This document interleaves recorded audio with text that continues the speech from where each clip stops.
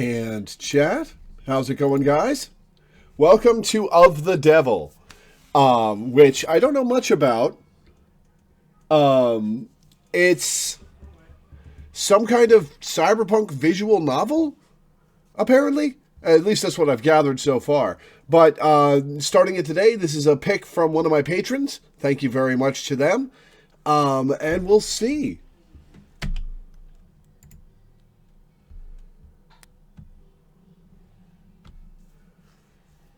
See how it goes. Of the Devil. It does have an interesting art style.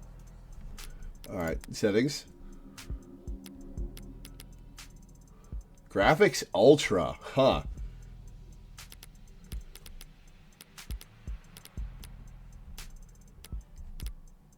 Okay, volume. Testimony inside. Tutorials, now playing UI. Okay. Time-sensitive choices. Oh, have we got telltale choices in here? Interesting. Okay. Alright, let's get started. Episode 0 and Episode 1. Oh, okay. Oh, I looked up how long to beat on this game out of curiosity. Apparently it's not updated for the release of Episode 1, because How Long to Beat listed as 2.5 hours to complete the main story, 13 hours to do main story and extra, and for completionist, 55 hours. So I'm curious as to what the fuck could be going on with this game to cause those numbers.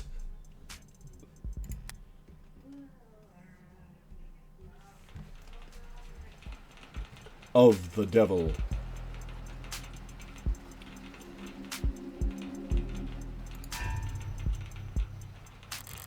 Rain sizzles off neon above me. The summer shower creates a noted uptick in the flickering of holograms down the street. That's probably just flat out wrong. Okay. Good. And a slight blunting of the night's ambience. Emphasis on slight. Lights, cameras, and constant noise. The city's got insomnia, with the uneven heart rate to prove it. Cyberpunk noir, okay. There's no escaping the second-hand nervous energy of it all, but I'm plenty acclimated. Just a wave of worries cresting on the surface while I hold my breath deep below. Ooh, that's evocative. Besides, a micro-dose of nightlife anxiety suits my mood just fine. Because if I'm not careful, this client of mine's gonna die in jail. I do like the art style. Morgan. Okay. Criminal attorney. Am I an attorney for criminals, or am I an attorney who is a criminal? Because the word criminal faded out after the rest of those words there. It's hard to get away with murder these days. People are still presumed innocent, at least on paper. But by the time they're in cuffs, there's hardly any shadows of doubt left. Because this whole world's lit up, mapped out, never unknown, and always online, like the worst kind of single-player game. Whether it's incandescent, or neon, or hollow, whether it's LCD, LED, or just the nearest phone screen, there's light shining on every last pixel of the map. And someone's always watching. Solitude's a rarity, anonymity is scarce, and criminal defense attorneys aren't exactly flush with customers. So, you take whatever clients you can get. You don't balk at public defender work, no matter the hour. And should you find yourself in one of the last dark, quiet corners left in the whole world, well, smoke 'em if you got 'em. Not that there's much else I can do until... I like the little halo around the cigarette. My phone? Counselor, your public defender contract has been approved. You are expected at the 254th Precinct. Present your ID at the door to enter. Arrive at least 15 minutes early. Your appointment's in 5 minutes. I'll try. Heart emoji? Looks like the paperwork came through. It's nearly 3:15 now. 90 minutes since I took the job. Probably makes it about 2 hours since they finally got smart enough to ask for a lawyer. If they're really smart, they'll have used that time to get some rest. Because now that I'm here, things are going to get busy. The writing in this is immediately very good. Of the Devil, Episode 0. And he shall appear. Enable tutorials.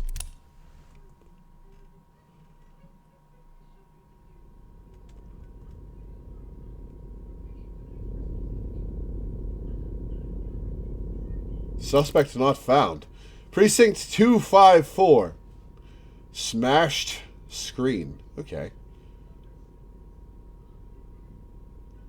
Use a universal contact number at string not found. Ha! There's some nice dystopia. This desk is programmed for check-in and information only. If you are experiencing an emergency, please use our contact number. Precinct 254. It's a goddamn ghost town. With nothing but a hologram for a welcoming party. I'm here about a homicide. High clearance rates be damned. You'd think they'd treat it with a little more gravitas.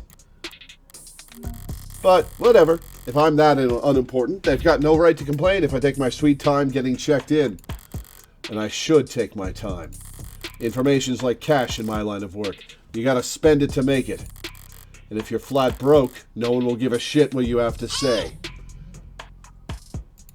So let's see if I can't poke around and shake some change loose. Press the phone button or tap the phone icon in the top left to access the pause menu where you can save, load, or check settings.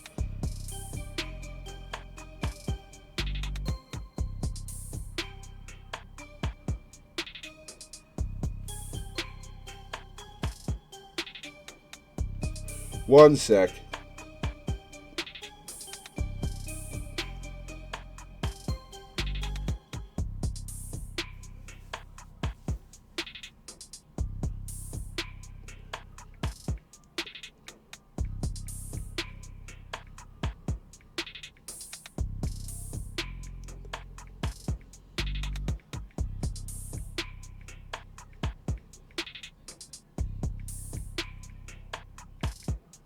Sorry, I just heard from my sibling who I never hear from, so I'm going to text them back. It'll take just a sec.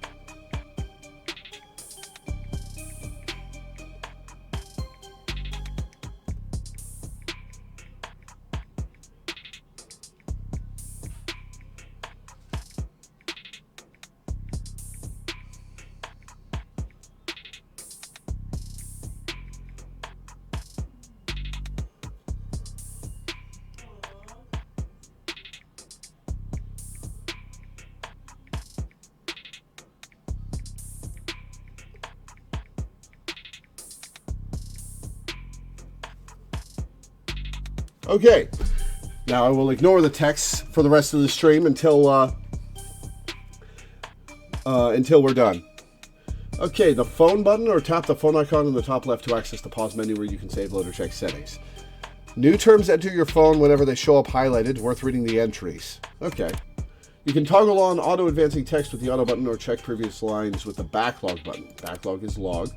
Look around for points of interest and you can check to investigate the area. You'll earn credit for investigating anything and everything you can.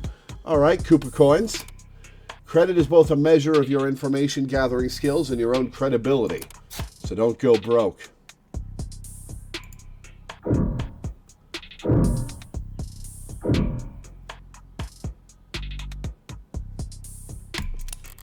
An actual police lineup. It's like I walked into a museum. Though museums tend to feel expensive and clean.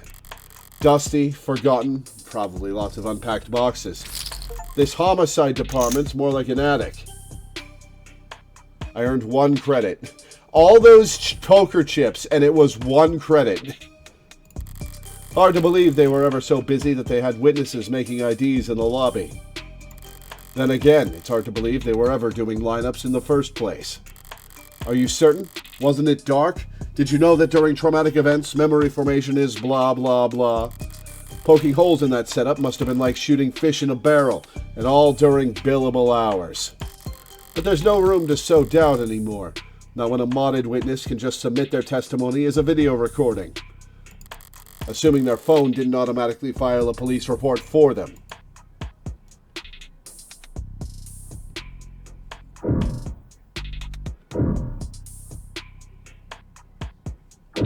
Okay. Terms. Holograms. Enabled by specialized projectors or mediums like conductive resin, holograms are graphic displays that appear three-dimensional to the human eye when viewed from any part of a face range of at least 180 degrees, an effect known as the Watterson illusion phenomenon. Named after the Calvin and Hobbes author. Originally patented in late 2059, so this is substantially in the future. Well, maybe not substantially, it's a few decades. Well, maybe it is substantially. Watterson's phenomenon was initially used exclusively in the adult entertainment industry. Holograms did not become widely adopted as an advertising tool until the much-maligned holiday season of 2061, after which laws restricting the presence of holograms in public spaces were passed with uncharacteristically universal support. We're sorry to see that you've installed a subroutine on this device to disable and highlight our recommended premium external links. We understand your drive for personalization, but unauthorized tech impacts our ability to serve you the best, most relevant information possible. Consider disabling your subroutine so we can serve you a more tailored browsing experience.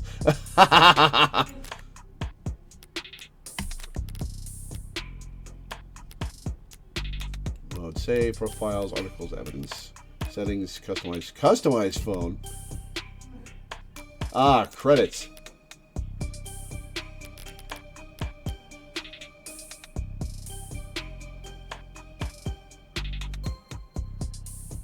Reward for playing the devil. The demo, not the devil. Reward for clearing episode 1 on High Roller. Huh. Okay. Well, I'm not going to pay too much attention to that in case it's spoilers. I like this phone interface, like, graphically. High traffic hallways, utilitarian furnishing, multiple screening stations. Pragmatic brutalism so textbook you could teach freshman-level architecture. Can almost hear the building drone on and on about concrete and iron and hard right angles.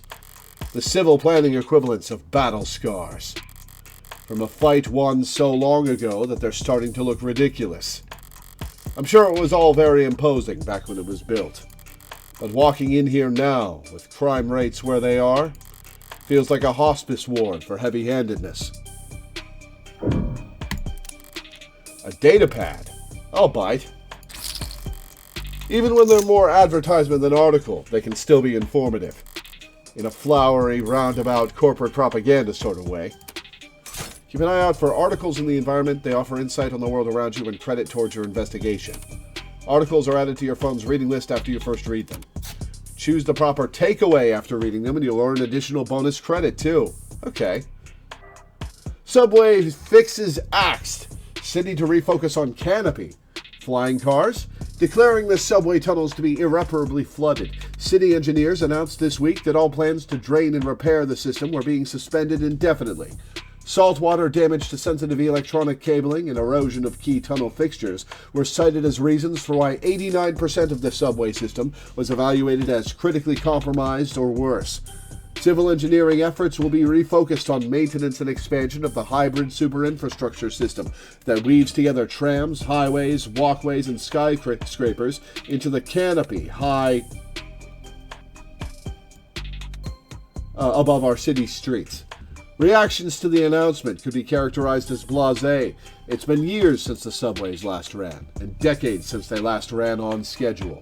Most citizens have long since given up hope on them ever making a comeback. Online chatter barely reacted to the announcement, with most commenters and voters' attention focused instead on the growing investigations into Councilman Long's campaign finance irregularities. As one of the Canopy's major backers in City Hall, Long has often found himself at odds with a small but vocal group of critics that consider it to be an eyesore and an amplifier of light and noise pollution.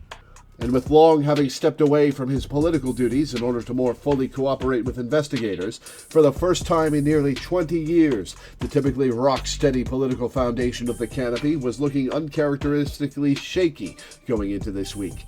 But with the subways now officially no longer an option, people and corporations alike have little choice for how they complete their morning commute. However, not all reactions to the news have been negative. At least a few bold individuals see this latest report as vindication, and possibly even a rallying cry. Already considered by many to be a rising star in infrastructure solutions abroad, tech startup Subterra made headlines last year with their radical proposal for a system of personal submarine taxi pods that can make use of the flooded subway tunnels. Well, momentum stalled when their first prototype for the city came in at a disappointing 3,359% over budget. Though one council member was quoted as calling their system mind-bogglingly wasteful and impractical in the extreme, in light of this latest announcement, Subterra has proudly declared their intent to resubmit their proposal package. Across the entire globe, coastal cities like ours have struggled to find civil engineering answers to rising sea levels and subterranean flooding that satisfy financial, practical, and aesthetical concerns. Historically, most scientists have attributed this increase in sea level to climate change, though there are dissenting voices. Water rises and falls all the time, for reasons we do not fully understand. Are we too? It appears that you have 0 free articles remaining this month. Please verify your account information in order to continue reading the stories that matter.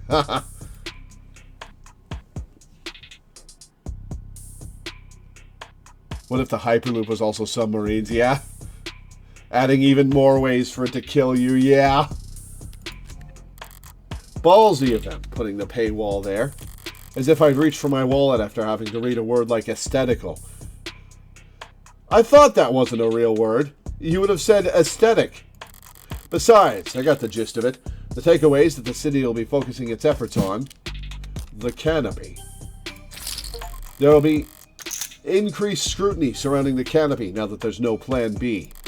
It's a massive project, with a massive budget, lines the pockets of a lot of people, big and small.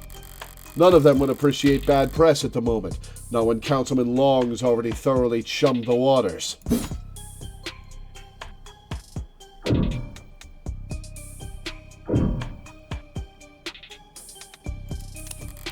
The medium's cracked in the corner. Looks bad, but my phone's made of the same stuff, and I'm rolling the device every time it falls off the sofa. Could probably null the warranty on one of these things with a loud sneeze. At least it's not broken, entirely. Even at this hour, it's still dutifully scrolling through its notifications. Looks like the usual 1-to-1 ratio of public health alerts and inoffensive pop culture trivia you always get served at state buildings.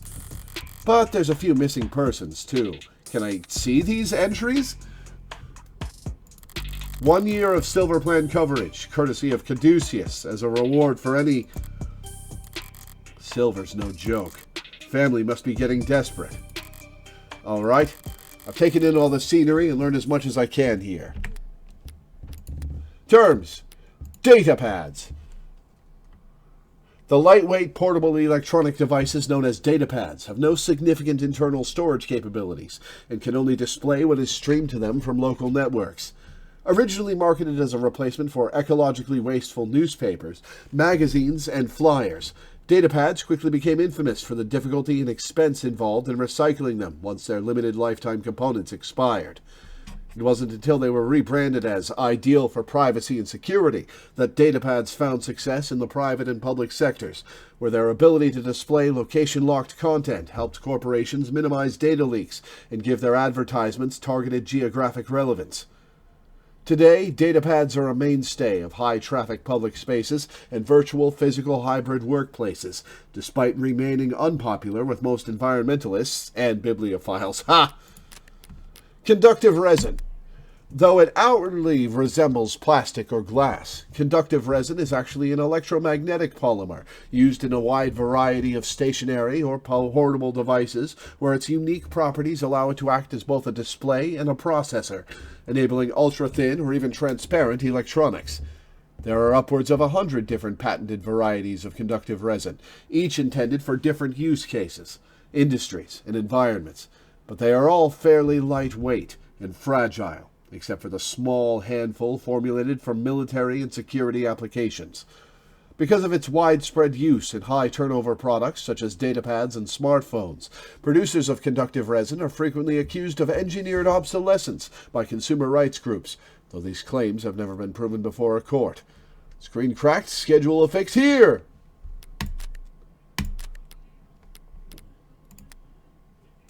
I've taken in all the scenery and learned as much as I can here.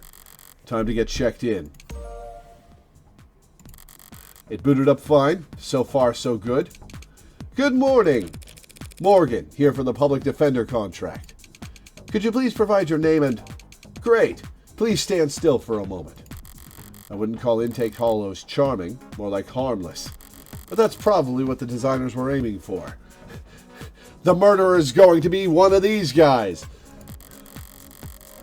People don't mind a quirk or two in their text, so long as it never speaks out of turn. I'm sorry, I'm having trouble placing you. Could you please provide your name and date of birth? So far, so good, was it? Scan my card. Say, why don't you just scan my ID card? Great! Now could you just confirm your date of birth for me? Why do they even bother asking? My birthday's on the damn ID card, and my profile. I'd have to be a world-class airhead to get this question wrong. No problem. My birthday's December 26th, the day after Christmas. Can fall asleep in any position. Dislikes commercials, hairdressers, and jogging? Huh. Alright, December 26th.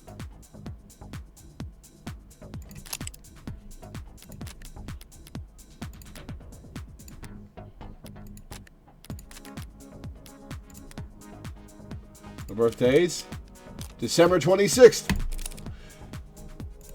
Perfect. Good morning, Morgan Counselor. Thank you for your timely arrival and for taking on this public defender contract. If you're ready to speak to your client, you can proceed to Counseling Quarter 3C. Is that what we're calling it now? You mean the interrogation room? I'm sorry to have caused any confusion. My vocabulary is regularly updated to better reflect state standards. Don't sweat it. I can't keep track of every new euphemism either. They could call it the involuntary wellness check room if they like. Doesn't change the way it makes a person feel, sitting in a stifled box of one-way panels. Nothing to see but their own reflection, dully warped across gunmetal walls. Morgan, Counselor, can I help you with anything else? Choices that progress the story forward will cause other options to shrink away when selected. Oh, interesting. Choices that will take the conversation down side paths and before returning to this point will not. Because of the article you read earlier, you've unlocked an additional choice in this dialogue. Read and examine at every opportunity to build up your knowledge and get the most out of every conversation.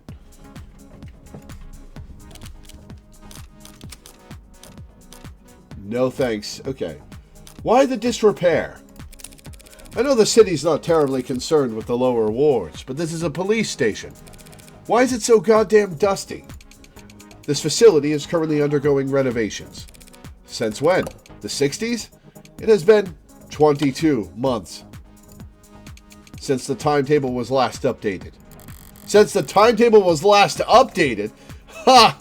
They really don't see a lot of action around here, do they? I'm sorry for any inconvenience you might have encountered. I'm adaptable. What about you? They ever gonna fix that crack? Thank you for asking. It has not interfered with my work. Oh, a little bit of actual AI in this hologram. Well, that's all that matters, right? What are you? What are you? I'm a smart user interface, proudly sold by Noble Electronics. Thank you for asking. If you're interested, I can send you a link with information about our subscription packages. Should I send you a link with information about our subscription packages? No. Sorry. That was a mean question to ask. That'll be all, thank you. You'll find the counseling quarters past our homicide detective's office, through the door to your right. Thanks. But I think it's just me for now, so you could go on break if you like. Automated dependents do not take breaks, Morgan Counselor. Then what were you doing before I walked in? You'll find the counseling quarters past our homicide detective's office. Through the door to the right, thank you. Ads don't get breaks, and they don't get my jokes. But it's usually the humorless types that are the most fun to mess with anyway.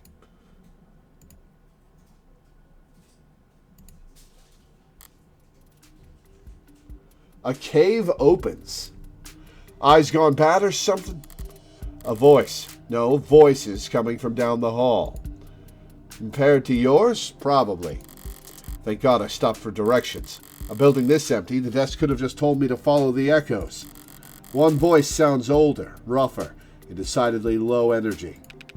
Appreciate you worrying about me. God forbid I try to be serious. While the other rings with youthful indignation. It's not like our job is important or anything. Definitely cops. And at this precinct, at this hour, there might be the only two living, breathing people in the whole complex. Because why else would you bother to print all that out? One document or 100 looks the same on a datapad. Anytime you question a suspect, you need to have a heavy file in hand. Makes them think you know them better than their priest, their mother, their big brother.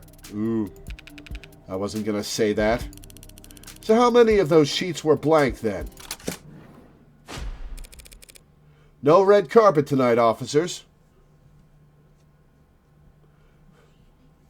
Now, is that an eye patch that's normal or a chuny eye patch?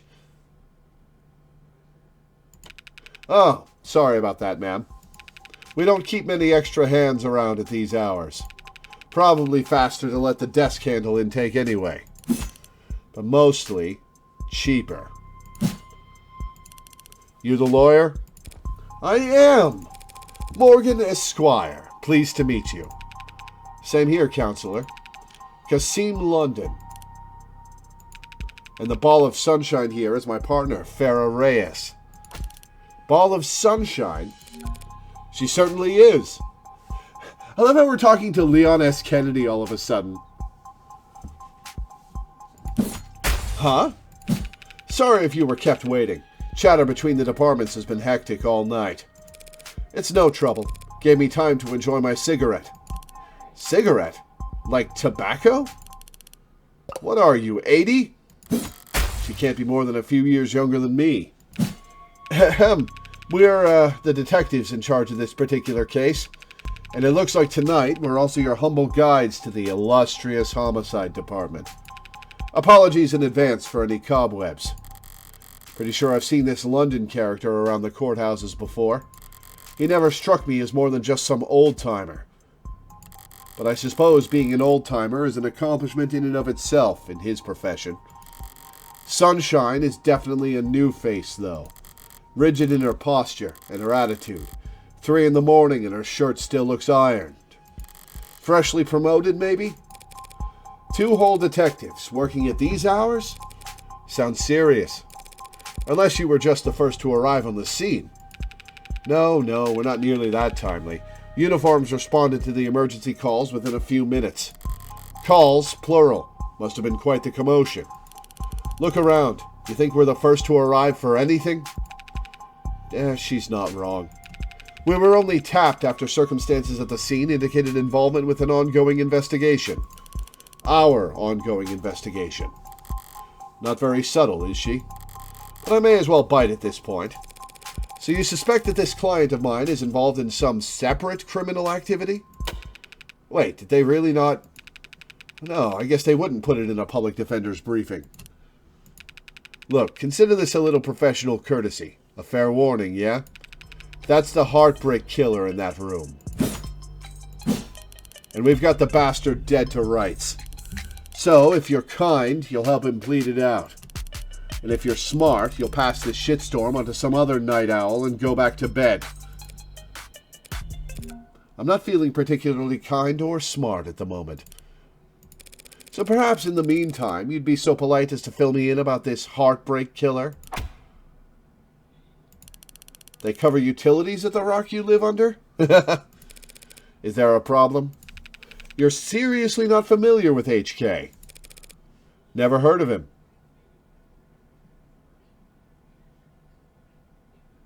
One sec.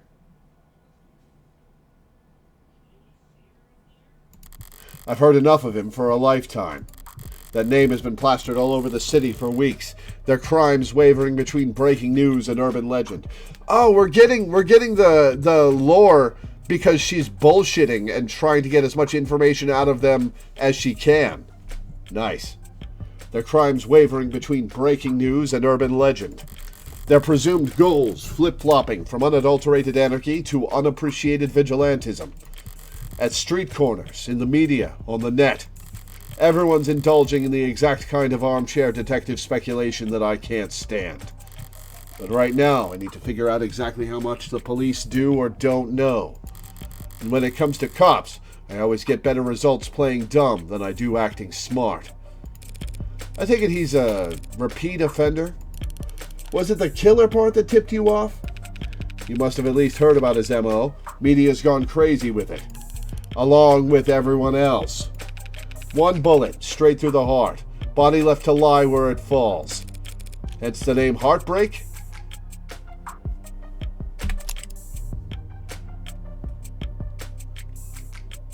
Likes killing, dislikes getting caught. Probably not into astrology. Reward suspended due to influx of false reports. Huh. Reyes. I don't know the conversion between centimeters and inches. Is that short? She strikes me as short.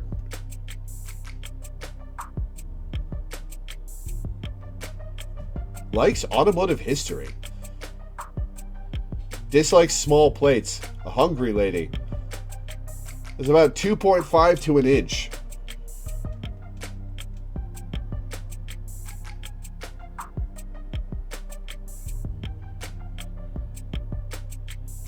Okay, so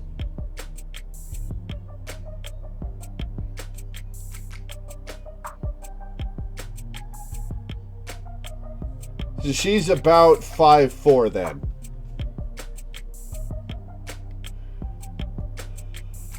Enjoys watching product reviews. Fair enough.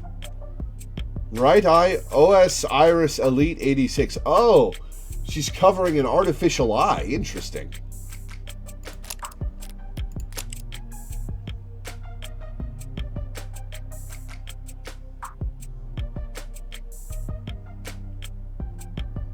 Hobby pencil sketching. Frequently running late. Huh.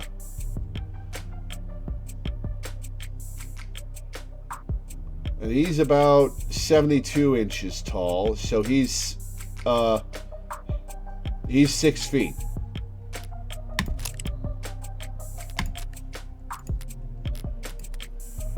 Automated dependent, abbreviated as AD and referred to in common conversation as AD or ADS.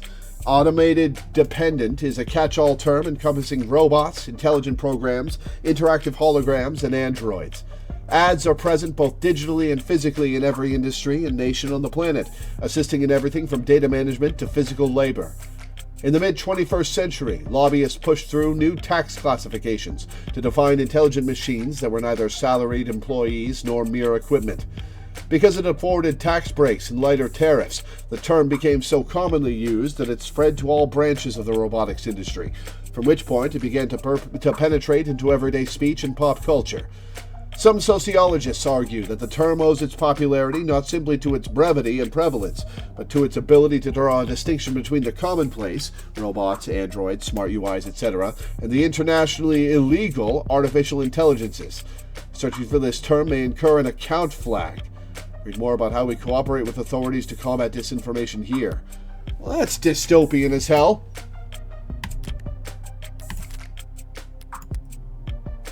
Hence the name Heartbreak.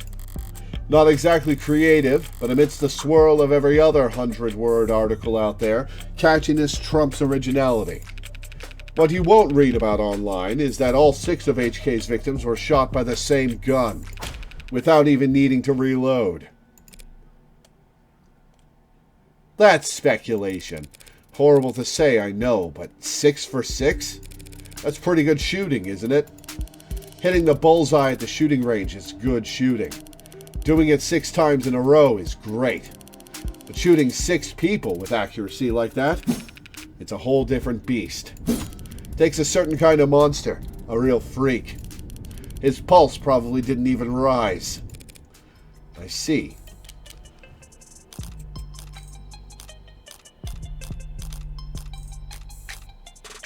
Sounds robotic, seems like foreshadowing. You almost make him sound like a machine. Is it possible that... No, it is not. There's no such thing as killer robots, madam. Of course, my mistake. So all those androids marching in the military, those robots patrolling in police uniforms, those drones dropping firebombs from the sky, I guess they're all firing blanks. Fair enough. Machines can kill, and they have been for decades, but they don't commit murder.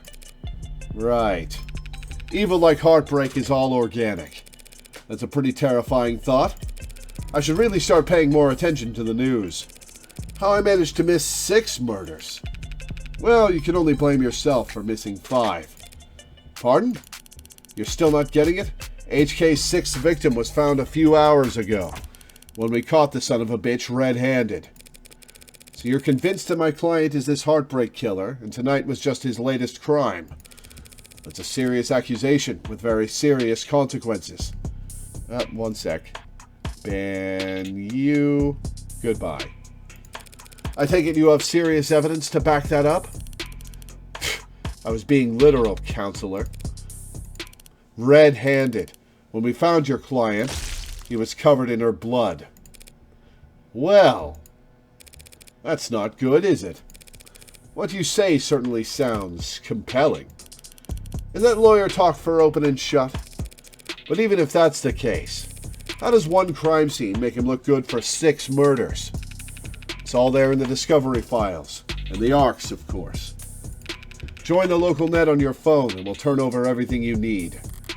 I'll bet. Thanks for that, Detective. I'll be sure to read it over. But if it's all the same, can I ask you 2 some questions while I've got you here? The hell kind of attorney wants to interrogate the detectives? The smart kind? This kind of attorney. You're just that pleasant. Come on, sunshine. Not like we're going to be punching out anytime soon, right? Whatever.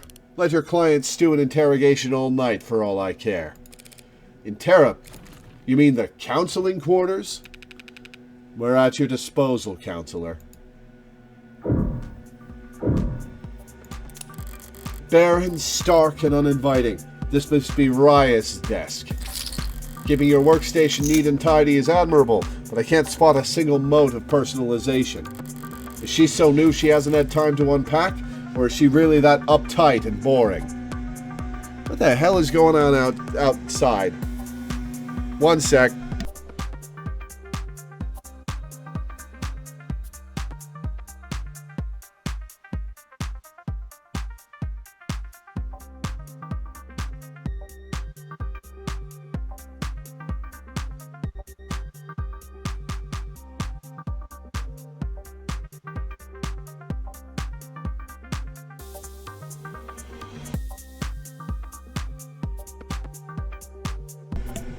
Okay, they are leaf blowing directly below my window. Let's say we go on break for a few minutes while I wait for them to clear out. I'll be right back.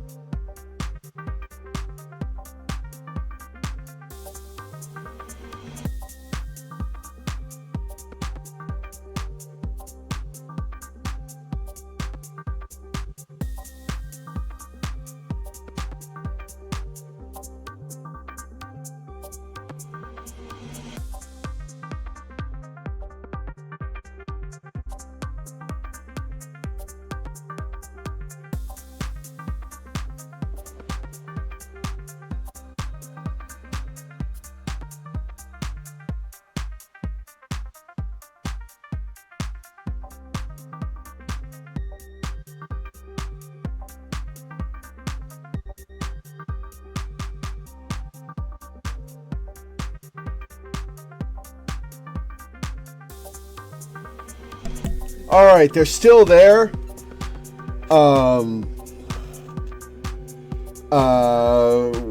They're still there, but they're going to be there for a few more minutes, and they can't really justify taking a 15-minute break in the middle, at the very start of the stream.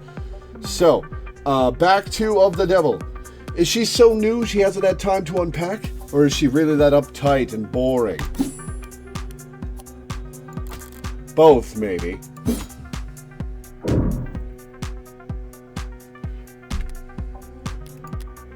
Arcs. Oh, right. Yeah, the screen. Thanks. Thanks for calling that out. Arcs. Augmented Reality Crime Scene, abbreviated as ARCS, is an investigative tool in which data harvested by the sensors worn on first responders is used to reconstruct a digital copy of a pristine crime scene. Programmed and distributed by a small number of tech corporations and frequently modified or even personalized by local municipalities, ARCS systems are used by every major police force, most insurance investigators, and many law firms. After its introduction in the early 2060s, the technology briefly came under public scrutiny when the independent news organization United Media Casters released a series of reports claiming that ARCS data was regularly edited by corrupt officials to erase state secrets. These reports were later found to be fake, and UMC were exposed as the subsidiary of a cell corporation within Lambda Works Solutions, who were marketing a number of alternatives to ARCS technology at the time. Board members at Lambda denounced the actions of said cell and offered assistance to their former competitors in suing leadership at UMC, but the proceedings and settlements in those lawsuits remain sealed.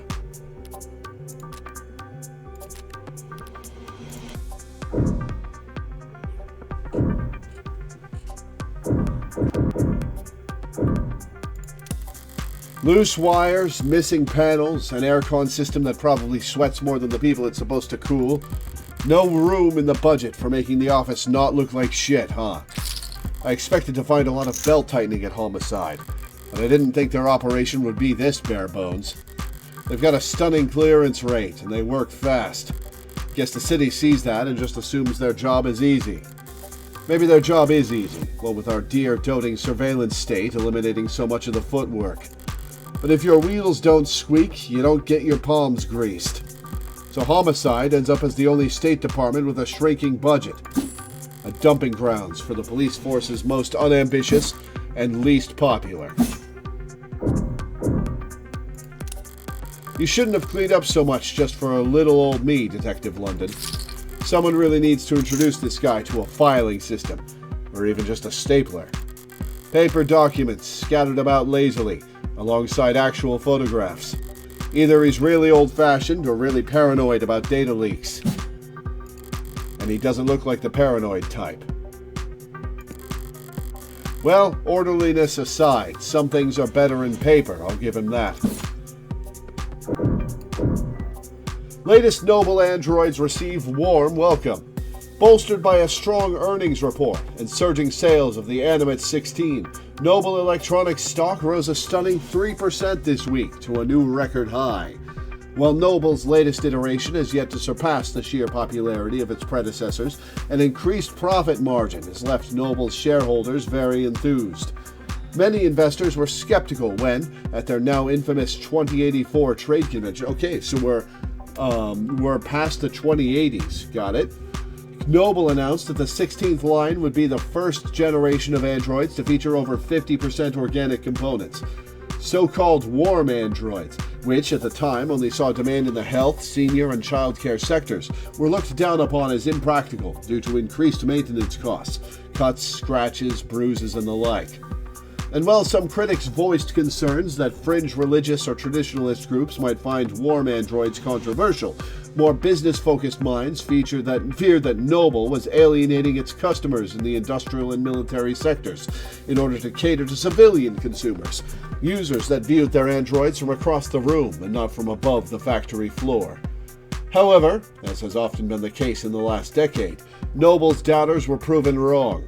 The Animate 16 is poised to break profitability records, with no signs of slowing down, and many industry analysts predict that these once rare organic androids will completely replace their more robotic predecessors in daily life within the next 3 to 5 years. As described in the earnings report, much of the 16th line's success, and indeed the success of Noble's androids in general, can be attributed to the remarkable, lifelike, personable charm of their products. And, by all accounts, that charm can be attributed to the work of Noble's famed lead programmer, Dr. David Asher. Lead programmer is the understatement of the century, said Noble brand ambassador Lucy Dees on stage at their latest Nuts Industry Weekend. It's because of his Turing solution that every Noble product, from the sleekest assistants to the most advanced intensive care technicians, are so beloved and trusted by our customers. While his reputation was on full display at the event, Dr. Asher himself was nowhere to be seen. He's always been reclusive, excuse me, but he's become a genuine hermit in recent years. Are we really to believe he's still... Hey fam, looks like you're not logged into this device. Want to put in your account info so we can help keep you reading? He's in the news again. Hello, Awesome Cake 39. Welcome. It's no wonder. Can't spit without it landing on a piece of Noble tech these days. Especially not where the state's involved. Dunno if they'll bite when it comes to warm androids, though. For government use, they're just... too frail. All androids undergo wear and tear, especially if they're directing traffic or suppressing crowds. So if these warm androids bleed pink all over themselves every time they take a rock to the cheek, it's just an endless stream of bad photo ops waiting to happen. Okay, nothing else jumps out at me around here. I've got a better idea of who I'm dealing with at least. Now I need to check out the crime scene data. I should have been sent a link. You've been granted access to state files regarding case KL433511. Reply C to confirm. Confirm. You need to reply C in order to confirm. Am I talking to a person? I am an automated dependent. Ads are usually more polite. Our personalities are tailored to suit our users' preferences. Ah, so you're Farah's bot. So the state likes you to be a little authoritarian. You need to reply C. See? It's case sensitive. Excuse me. C. Thank you. Link.uxi/4335511. Alright, if I project from my phone.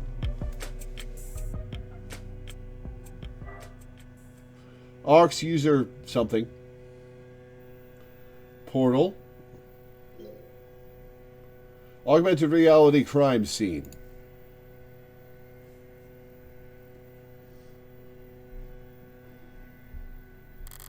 All right, let's see what the police have and what they think is important. The murder weapon, a revolver found right next to the body. 6 empty casings found in each of the 6 chambers, meaning the gun's been fired 6 times. Looks like the crime scene techs practically disassembled the damn thing.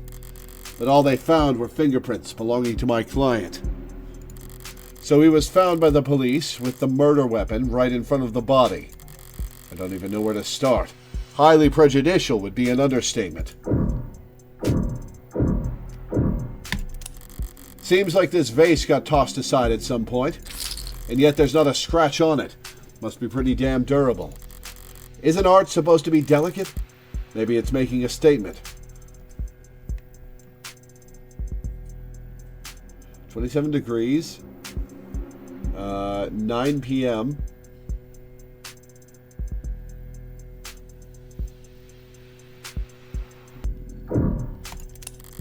A stand-up mirror shattered and knocked over.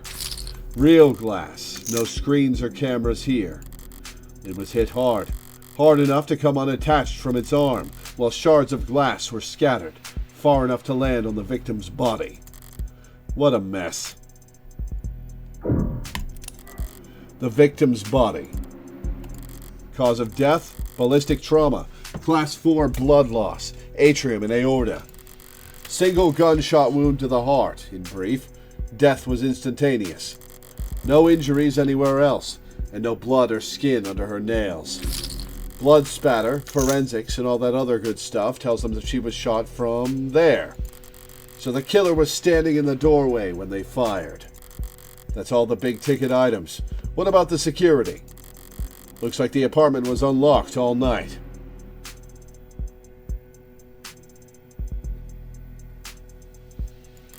It's not uncommon for people their age in a neighborhood like this. But no signs of forced entry, only hurts my client's case. What about the rest of the room? There's not much else flagged here. Just a lounge chair that got thrown and whatever that is. Unidentified ceramic debris? Flag is irrelevant. That's their technical assessment? Guess even the crime scene techs weren't sure what to make of it. Okay. That's everything that the police highlighted. But did I miss anything?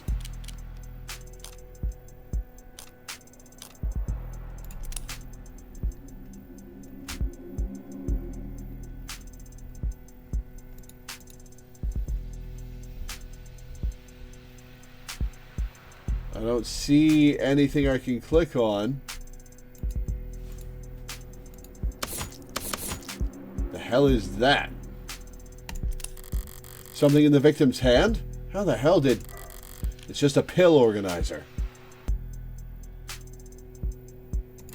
Looks like some immune adjusters. NSAIDs, which will kill me, and triprexazone, a synthetic glucocorticoid medication. Taken daily to reduce rejection symptoms like phantom pain and generalized itch. The autopsy said her talk screen was clear, but it's not like it matters. She could have swallowed every medicine cabinet in the city, and it still wouldn't change the cause of death. It's odd, but ultimately irrelevant. Everything else here is all very incriminating, but the kicker's everything that's not here. No out-of-place DNA, footprints, crumbs. IoT? Internet of Things refers to the networked data sharing that goes on between all the countless electronics that we monitor ourselves with. Phones, computers, security systems, biofeedback devices, body modifications and prosthetics, and, of course, automated dependents, all comprise small but vital parts of this network. Without IoT's ability to collect, process, and share information, massive opportunity costs build up as individuals, governments, and private businesses miss out on the valuable insight that data has to offer. One of the coolest ways that IoT improves our lives is through the usage of crumbs, small packets of data containing your own unique identifying information. Throughout your day, as your own IoT devices say hi to other devices, they'll leave behind crumbs as a parting gift. Crumbs allow for paperless identification and payment and help the government manage human and vehicular traffic. Crumbs let you see where you've been so that you can see where you should go. Want to start leaving crumbs right away? Don't worry, crumbs are enabled by default. Not interested in sponsored search results? See further with a premium account. Yeah, okay, so maybe this guy doesn't have any implants and left all his devices at home.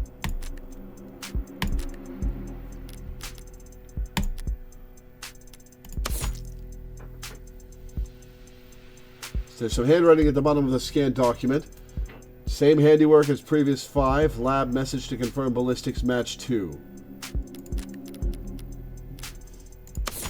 Ceramic debris of indeterminate origin found at the scene, found on the far side of the room by the western window. Flag is irrelevant on next pass. It was Hansel and Gretel who did the breadcrumb trail.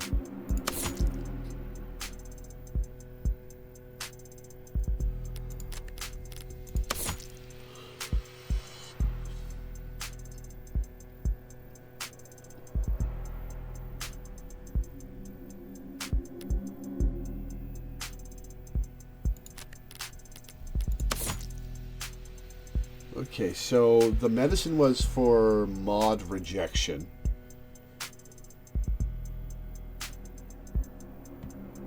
There's Flat's left-hand fingerprints on it. I think that's the first we've heard of the client's name.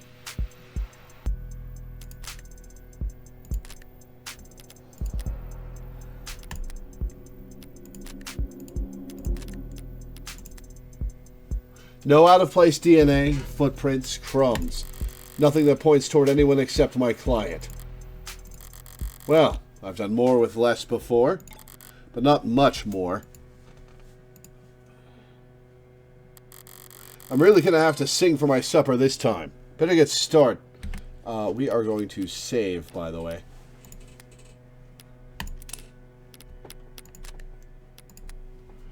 Better get started.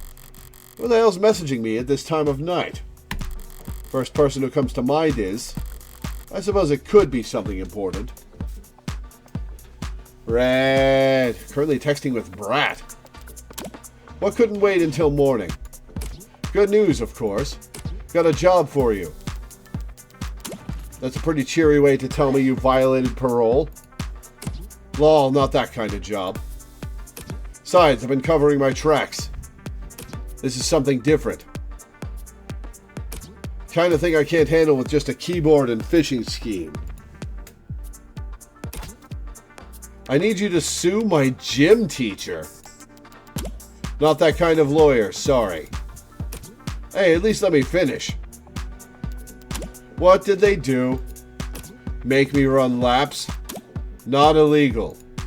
Let me finish. They made me run laps, even though I said I had a stomachache. Said.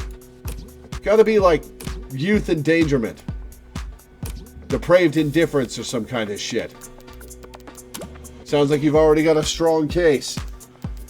Try self-representing this time. What's with the blow-off? Nice phrasing. Oh, wow, I'm laughing so hard right now.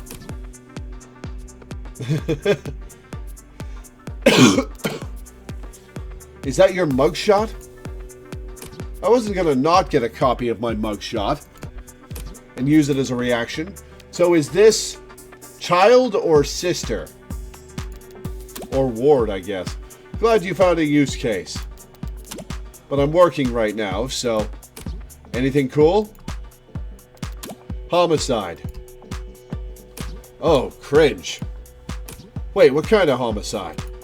Is it HBK? Is that the kind of morbid thing kids your age talk about? Teens my age.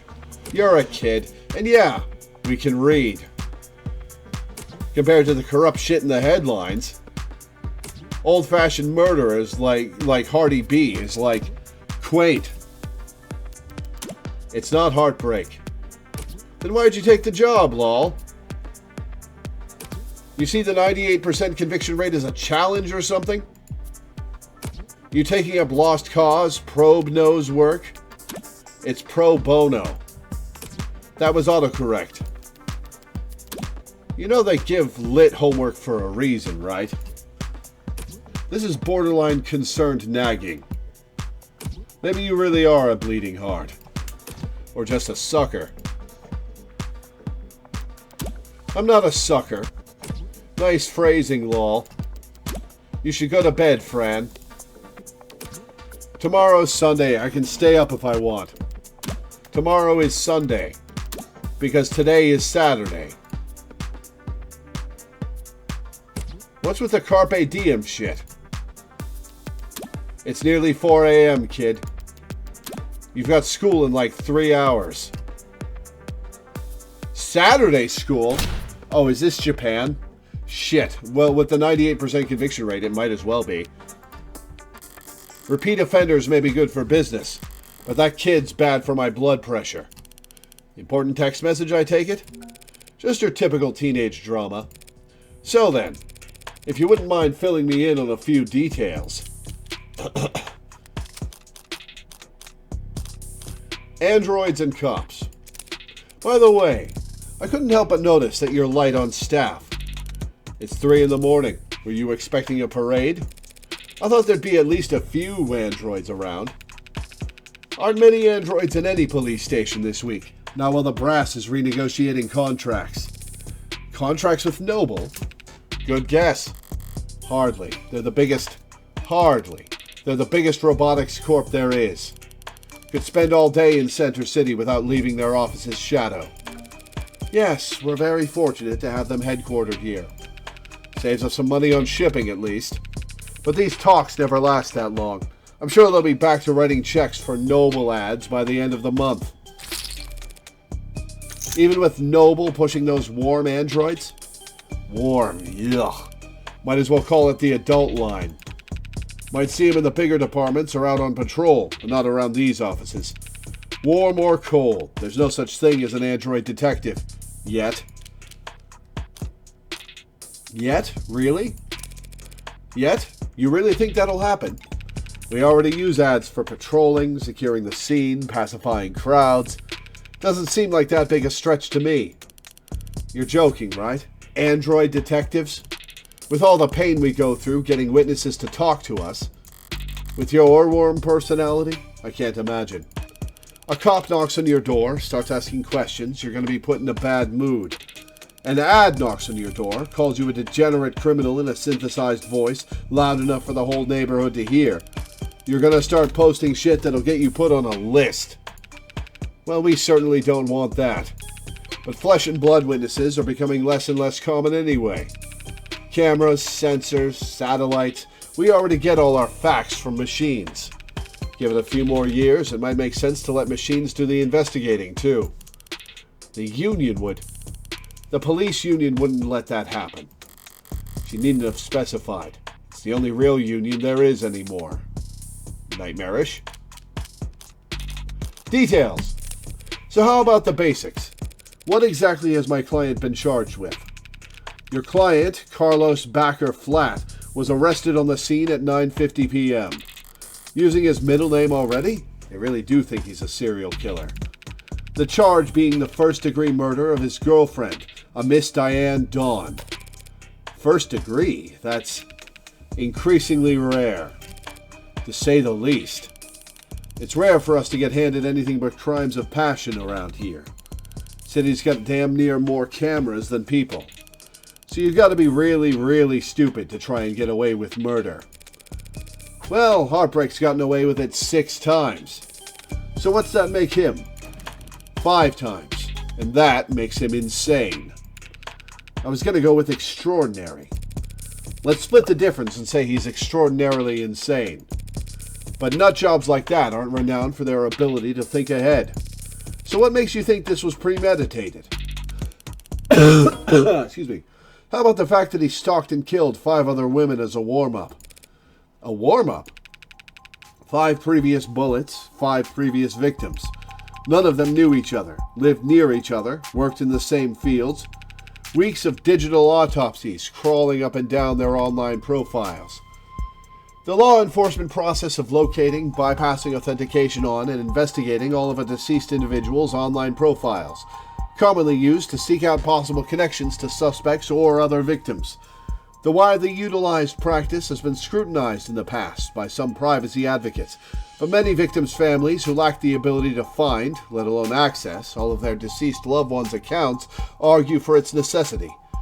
Comparable processes are offered as a paid service by some legal or funerary groups to help next of kin recover or delete sensitive personal data. At times, these services have been marketed as a defense against data criminals attempting to steal the identities of the dead before their accounts are wiped by state processes. Users also frequently search for grave cobbling, how to stop stolen identity, how to delete dead profile.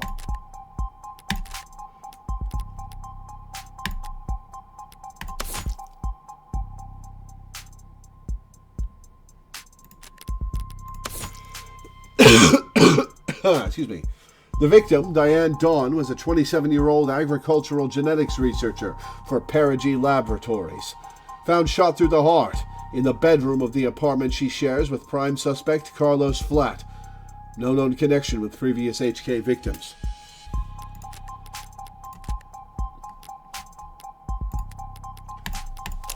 Flat. No portrait. Date of birth July 8th. Criminal record, civil disturbance ×2, no charges. Registered at birth. Modifications, industrial class 4. Known affiliates pending, psych eval pending. Weeks of digital autopsies crawling up and down their online profiles. Nothing. So this serial killer chose his victims at random? If they have nothing in common. Yeah, nothing in common at all. Other than that, they all look like cousins. The physical similarities are striking. All 5 prior victims were young women with brown hair and eyes, about the same height, comparable weight. Well, those features aren't exactly uncommon. Couldn't it be a coincidence? If you really believe that, you should quit your job and start buying lotto tickets. HK's got himself a type. Anyone can see that. You really gonna try and tell me you don't see the resemblance? A young woman, brown hair, brown eyes. Can't tell how tall she is from a portrait, but I can take the hint. So you'd think what, exactly? That Carlos Flat wanted to kill his girlfriend so badly he went out and shot 5 other women first? Hey, if the shoe fits. If the shoe fits? Then you put the shoe on the... What Sunshine means is that it's not uncommon for killers to displace their violence from people close to them onto outlets with fewer consequences. Drifters, loners, strangers, workers. He was probably building up the nerve for tonight by first practicing on these other similar women. Or he's just so far gone that he can't tell the difference anymore. It's not the worst theory in the world, but it doesn't fit. They want to claim that those previous victims were practice runs, dress rehearsals for tonight's main event. But if that were the case, there'd have been signs of hesitation, nerves. There'd have been mistakes. On top of which, guns are impersonal, execution shots even more so. There's no sadism or hatred or intimacy in a single bullet to the heart. Killing your girlfriend or her lookalikes usually is, if nothing else, a lot less sterile, if you ask me. What was that? Timeline. I saw the time of death was 9 p.m. on the autopsy, but do you have a timeline for the rest of the night's events? Can't trust much of what comes out of his mouth, but we've managed, thanks to less biased sources, and we're pretty confident about what we've been able to piece together from their statements. So they interviewed witnesses. Sounds eerily similar to real police work. The suspect and his girlfriend were arguing loudly with one another, starting around 8 p.m. Neighbors were very clear about that part. Couldn't wait to tell us all about the happy couple's domestic problems. Everyone in the building knew they'd been fighting for weeks. As you probably gathered from what you saw in the arcs, there was a struggle. Furniture turned over, glass shattered, but things go quiet sometime before 9 p.m. And then there's a gunshot. Scrubbers are still scrubbing, looking for audio from the area to get a timestamp. Net scrubbing refers to the process of scouring all available data posted on the net within a certain time frame and location range for evidence of a crime, an increasingly common technique for police departments, corporate investigators, and, occasionally, public relations firms. While the brute force work is performed by automated dependents, either digital or physical, experienced human supervisors must establish strict search constraints in order to produce usable results. Interest in the practice spiked when Senator Bancroft positioned it as a key pillar of his party's law and order platform. But pollings indicated voters rarely held a strong opinion on the process, and the topic has since faded from political discourse. But we heard from enough concerned citizens to be pretty damn sure about the time. Right, emergency services got a burst of calls from the block shortly after 9 p.m. No one seemed to recognize the sound for what it was, but the silence that followed was pretty universally alarming. Officers arrive on the street at 9:08 p.m., establish a perimeter, enter through the open front door at 9:10 p.m., and then they find your client, crouched over his dead girlfriend, his hand covered in her blood. At which point they move to secure the scene and the suspect. Sorry, did you say his hand, singular? Your client's modded, cybernetic right arm. Body modifications, aka mods, is a term that may refer to cybernetic prosthetics, artificial implants, neural enhancements, or any combination of the above. While body modifications have been seen throughout history and across a wide range of cultures, the modern body modification movement is differentiated by a shift from intrinsic factors, expression or identity, to extrinsic motivators, job opportunities, technological benefits, improvements in physical or mental ability. Historically, Mods have been classified based on which section of the user's spinal cord and the interfacing occurs at, thoracic, lumbar, or cervical. But this system does not account for mods which interact directly with the human brain. The increased prevalence of so-called above-the-neck modding in recent years has led to several corporations and medical organizations proposing their own new classification systems, but so far none have gained much traction. Users also frequently search for, can you return mods? Can you undo mod surgery? Best reviewed neural implants 2086. Okay, so we're in 2086. Gotcha. 61 years from now. Blatt's coat. The coat the suspect was wearing when taken into custody. Taken by lab techs for additional analysis, but initial tests show blood on the left sleeve matches that of the victim.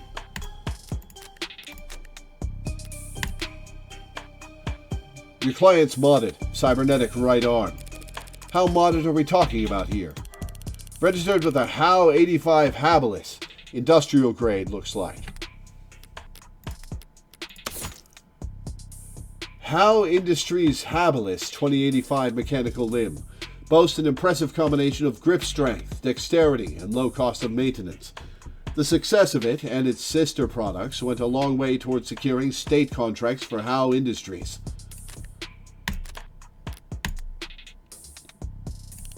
Says he's spec'd for dexterous manipulation of up to Class 4 kPa, which means a minimum grip strength of 4 kilopascals? Well, basically.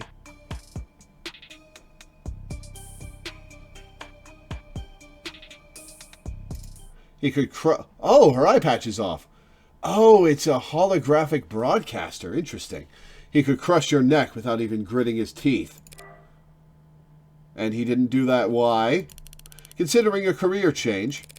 No, it's not that. It's just your eye must be very sensitive for you to put the patch back on each time. And here I thought you just had a 14-year-old sense of fashion. You think a cop would cover up her dominant eye because it was fashionable? I actually thought the same thing the first time we met. You what? But getting back on track, that arm of his has been in the shop for some time now. He can't work without it. Money got tight. The arguing? Yeah. When did he put his arm in for repairs? 8 days before HK's first victim was killed. Well, no chance they'll be willing to chalk that up to coincidence. Your client was arrested on the scene after a preliminary scan found his fingerprints on the revolver. And no one else's. A revolver? What kind? The old kind. The real old kind. More specifically, a Calver M54, 6-chambered, 10mm.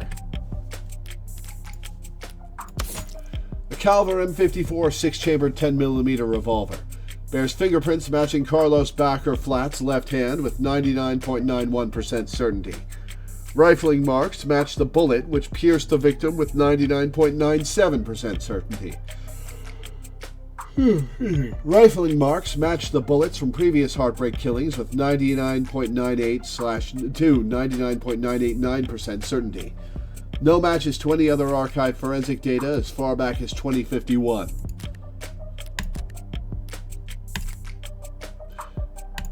Calver, how retro.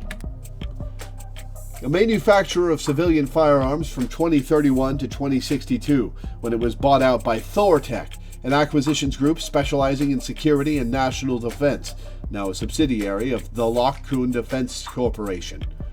Though no guns have borne the Calver branding since production halted in 2060, excuse me, the once iconic brand was briefly revived in 2071 Quarter 2 with a series of video game memorabilia tie-in promotions meant to increase in-game item sales, before being discontinued in 2071 Quarter 3 for failing to increase in-game item sales.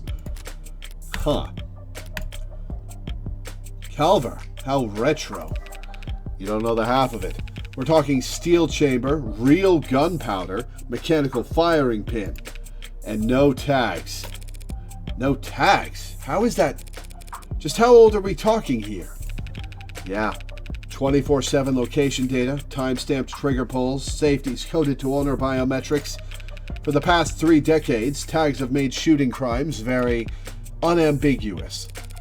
So you're claiming my client used some kind of antique to commit these crimes? How else do you think he'd have gotten away with this 5 other times? If he tried to buy a gun legit, he'd probably fail the very first psych check. And even jailbroken pieces are only good for so long before update withdrawal sets in. So then, M54, that's model year 2054. A 30-year-old gun.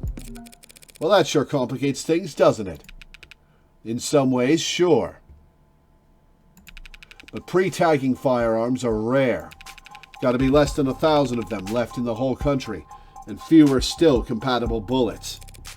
The ammunition would have to be over 30 years old, too. The novelty of his weapon has kept us in the dark so far, but now that we have our hands on it, it's going to put him away for good. Archive department complained loud as hell about how deep they had to dig, but with the protocols they found, the techs were able to match the rifling marks on all 6 bullets to the gun your client was found with. Rifling marks. Bullets fired from guns that old are marked by the barrel's shape. So if all 6 bullets had the same rifling marks, we know that they were all fired by the same gun. It's not as plug and play as tags are, but it's equally precise science, I assure you. And if that's not damning enough, the spent casings from the other 5 shootings were still in the chamber, without even needing to reload. The caliber your client was found with is the gun HK used to kill 6 women. No way to lawyer around that. An untagged gun. Just being anywhere near a weapon like that could warrant your arrest. Being found by the police over a dead body with an untagged gun used at 5 other crime scenes is just... To summarize then, you believe that my client fought verbally, then physically with his girlfriend, and then he retrieved this weapon and shot her? Yeah, pretty much. How did he look when the officers found him? Guilty. How was his affect? Quiet, detached, stiff. Not exactly the picture of a grieving partner. That reaction may have lost him points with the cops, but beyond that, people react to loss in all kinds of unusual ways. And so long as the police are suspicious of you, there's no right way to grieve. Heartbreak. Checking my phone here, and I have to say, you've done a pretty admirable job keeping the details of HK's crimes a secret.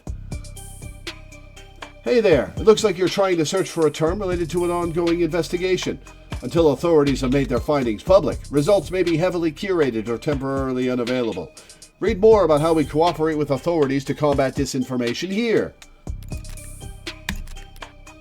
Man, this is a very modern cyberpunk dystopia. The less reputable sites are doing some real journalistic acrobatics trying to piece together a story. Yeah, top 11 theories on who hurt HK was a real weighty read. It's not just journalists, though. All kinds have been emboldened. The freaks that HK's managed to bring out of the woodwork in just a few weeks. Can you blame them, though? I mean, he's a genuine serial killer. Repeat offenders in general are an endangered species, but he's gotten away with. We know what he's gotten away with. Take a look around us, Detective. National DNA registry is robust enough that cases never go cold. Cameras on every street, a phone on every citizen. Violent crime at an all-time low, and clearance rates at all-time highs. But, you gonna spout some alt-pol bullshit about invasion of privacy? No, I'm not. People are safer now than at any other time in history, detectives. So when someone like Heartbreak does come along... Good point. London's trying to look like he can laugh it off.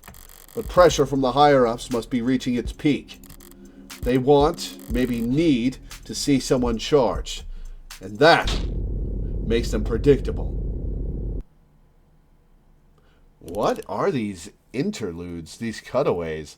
Yeah, well, even if there's nothing standard about HK, Department SOP still dictates we starve the media for case details. That way, when we do feed them, they're grateful for whatever scraps they get.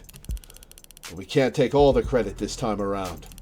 Homicide's tight-knit and tight-lipped, but it's not like there's much information for us to leak in the first place. And why's that? Because none of the shootings were caught on the opt-in crime surveillance system. The opt-in crime surveillance system, abbreviated as OPTICS, is a partnership program between the state and private enterprises that allows for the free sharing of surveillance and security data to better promote and preserve public safety. Accessible through state employee logins or private partner accounts, OPTICS Smart UI allows users to search through and collate footage from a city of tens of millions in just a few simple keystrokes. OPTICS is frequently cited in state reports as one of the most effective tools for reducing crime, and footage from OPTICS often serves as key evidence in criminal proceedings, where it is considered admissible by default. See People v. Erewhon. Users also frequently search for public safety measures in my area and daily security level.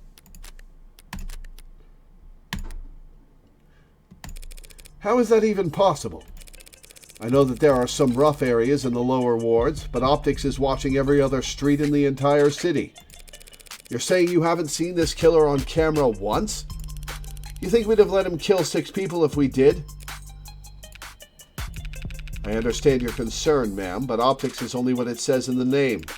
Private surveillance systems, signing up to feed into the state security network. It's not perfect, just another one of the many public safety tools in our belt. It's not meant to be perfect. It's meant to help us solve crimes, or at least act as a deterrent. One would hope so. Fat chance. Deterrents are for war rooms and board meetings. Anyone crazy or desperate enough to commit a crime in a city like this couldn't care less about anything as vague as the consequences of their actions. It's like a safety blanket, one with very few holes left in it. But it does have holes. Patching up those remaining holes takes effort, and that effort usually means rebooting the system. There's all kinds of technical details and digital bureaucracy involved. But the end result is that there are occasional localized blackouts, and the math used to schedule them is not impossible to predict. I see. But those windows of opportunity are small and short. Taking advantage of them requires specific knowledge, and is this knowledge you expect Flat to have? You'd need to be involved in law enforcement, pub data, or city planning. They'd have mentioned it if my client was a cop, and he wouldn't have needed a public defender either. His file says he's modded for heavy mass manipulation, not tech interfacing, so that just leaves city planning. So does he work construction for the city? HK's only ever struck at times and locations where OPTICS would be down. Even with the devil's own luck. Of the devil, luck of the devil. It can't possibly be coincidence. Wait, so you're saying when this woman was killed? Yeah, there was a blackout from around 8 to 9 tonight. Right on schedule, so to speak. And it included the area surrounding the victim's apartment. Well, what about DNA from the other crime scenes? Was my client a match? There's been no blood, no saliva, no suspect DNA at any of the crime scenes. No footage and no forensics. Also no motives, tampering, or witnesses. It's been like hunting a damn ghost. We didn't even have a murder weapon. Until now. Finally, a lucky break for the boys in blue. Scanners, cams, drones, forensics, no matter how you dress it up with tech, all detective work relies on one basic assumption. People make mistakes. But HK is the kind of monster who doesn't make mistakes. So why'd he make one tonight? Only reason we even caught him tonight was because he finished what he had set out to do all along. So was my client on the list of suspects before tonight? Weren't you listening? There was no list of suspects. We questioned some X's, a few CIs, someone even spoke to 1 or 2 unlisted at some point. Nothing came of it. Unlisted? People who don't have their DNA registered? There was talk about starting on some kind of psych eval or something, but I never expected much to come of that. There's just not enough there to work with. In other words, the only thing they have, the only thing they could have, to link my client to those killings is the murder weapon. If I can jostle that keystone, then the rest of their case should start to come loose as well. Thanks for the chat, detectives. I think I understand the background well enough now, and we are going to save the game. Candidly, I see the same strokes you do, and the picture it paints isn't pleasant. But even so, it seems a bit unrefined to be brought before a judge, don't you think? Hey, it's only our job to catch the bastard. The DA is the one who gets the conviction. Besides, we're not exactly going to have to work hard to convince anyone of his guilt. And why is that? Because we found a handwritten confession at his desk. Uh-oh! Well, that's, unexpected. I'm sorry, you're now telling me that he wrote a confession? Has it been verified? Not yet. We have to muscle past everyone in fraud and disinfo to get to the front of that line. Why bother? The note's covered in his fingerprints. There's a copy in the discovery data, but I should warn you, it doesn't exactly make for light reading. I'll have to manage somehow. I need to see this confession for myself. Sorry for everything. Can't say it enough. Didn't mean to hurt you or do what I did. Did not want any of it to happen. Can't stay in control when I get mad. When I'm not in control, I hurt people without meaning to. Wish I hadn't broken them. Didn't mean to at first, but I was hurting. Wanted you to hurt too, but didn't want to hurt you. Words aren't enough. I know that now. I'll take responsibility and do what I've been avoiding. Please forgive me. That doesn't sound like a confession to murder. It sounds like a confession that he hit her or something.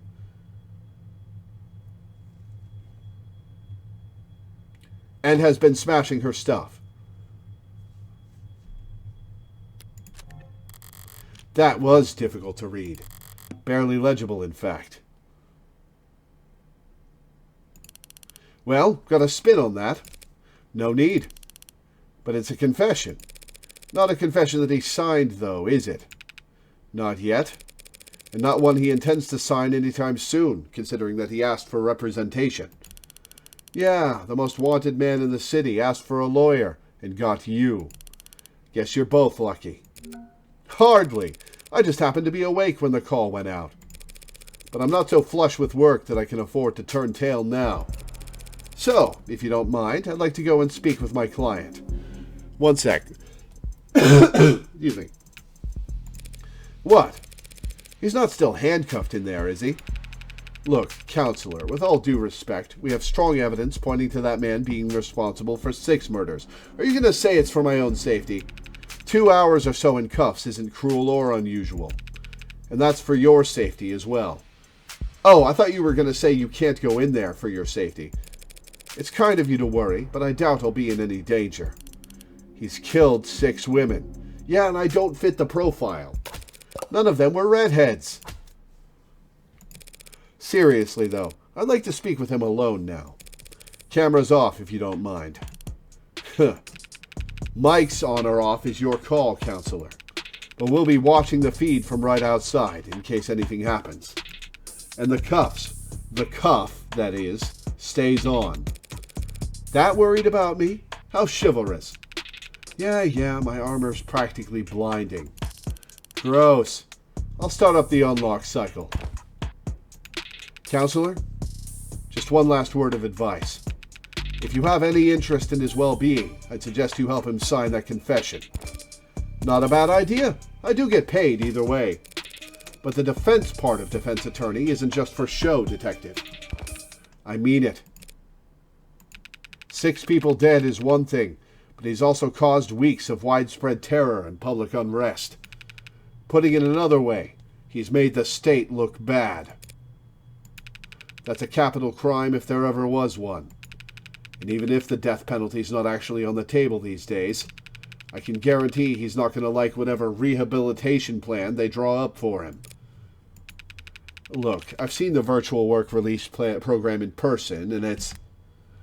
Hey there. Due to ongoing controversy following the suspected suicide of inmate Jay Galley, search results for this term are temporarily blocked. Read more about how we cooperate with authorities to combat disinformation here.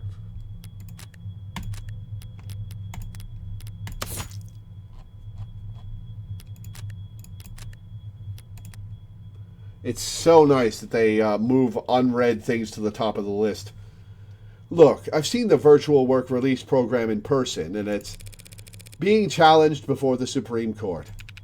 Yeah, sometime in the next decade, maybe. It's so charming how bad everything sucks. Yeah. This is an effective dystopia because it relates so well to the issues we're having in the real world.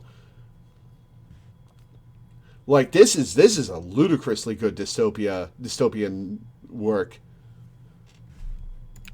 Just remember, a plea deal might feel like a loss for you, but if it keeps him from, well, that's probably a win for your client, right? Prison sentences are generally lighter for those who plead guilty, that much is true. It saves the courts a great deal of time and money, and they show their gratitude with reduced sentencing.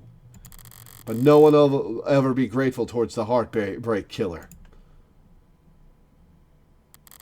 Anyone convicted for killing 6 people, they'll never rest their mind another day in their life.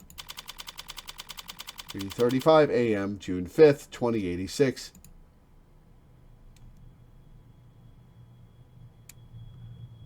All right. I'm going to save at this scene transition and take my break. I will be back in a few minutes. I need something to eat. So, Burb.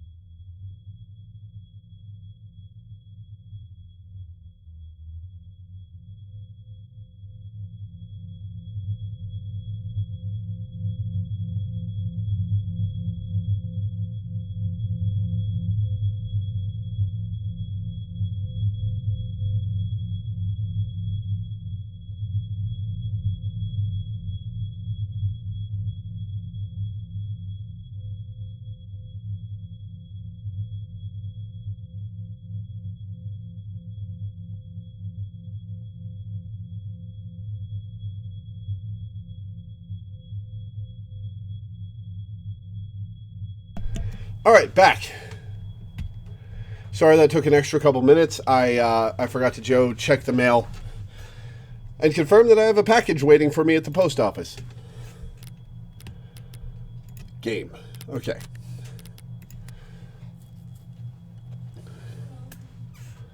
Oh, he's all scarred up.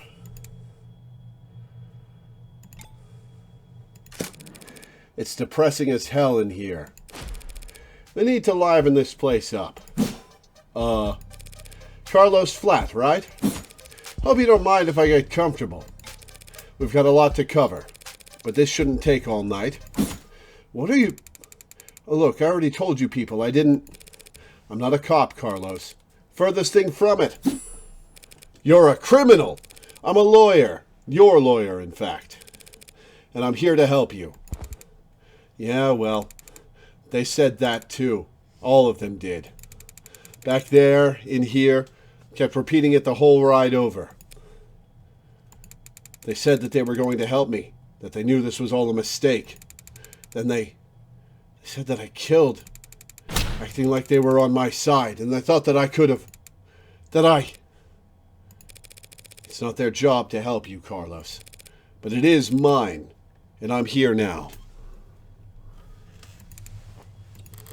He's still in shock. I need more information, but if I approach this the wrong way, he'll just clam up even more. I'm sure you're exhausted. It's probably difficult to think, let alone speak. But I'd like you to try and answer a few questions. The police already questioned you, I'm sure. But they were treating you as a suspect, not as a client. Okay. So what do you want to know?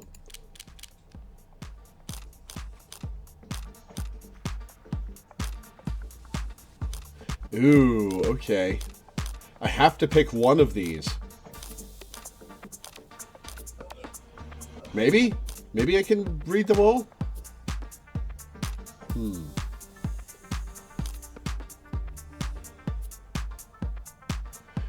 I ask about you or about the victim first? Let's see. Which do I ask?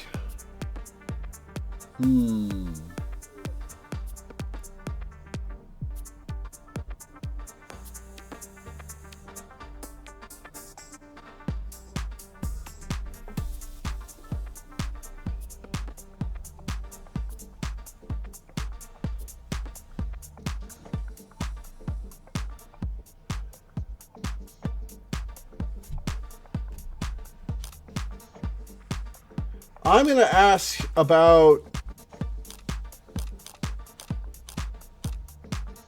the victim. I could start there if I wanted to see what a panic attack looks like. Gory details like these have their own kind of inertia. Hard to get the ball moving, but once it starts downhill. For now, I should just get him talking about anything. We'll get to the juicy bits soon enough. Let's start simple. Something mundane, grounded, rote. I'd like to know a bit more about you first, Carlos. Something like, what line of work are you in? I'm with city engineering.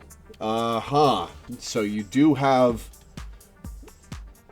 some sort of access to the system. Or I was, or I should be.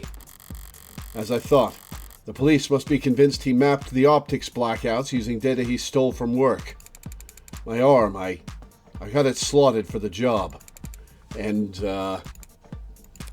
Carlos, I'm going to need more than that. So what do I know? He works in city engineering, not a desk job. Reyes said he was modded for work. And that arm must be in custody at the moment. But based on his shoulder, it'd have to be pretty...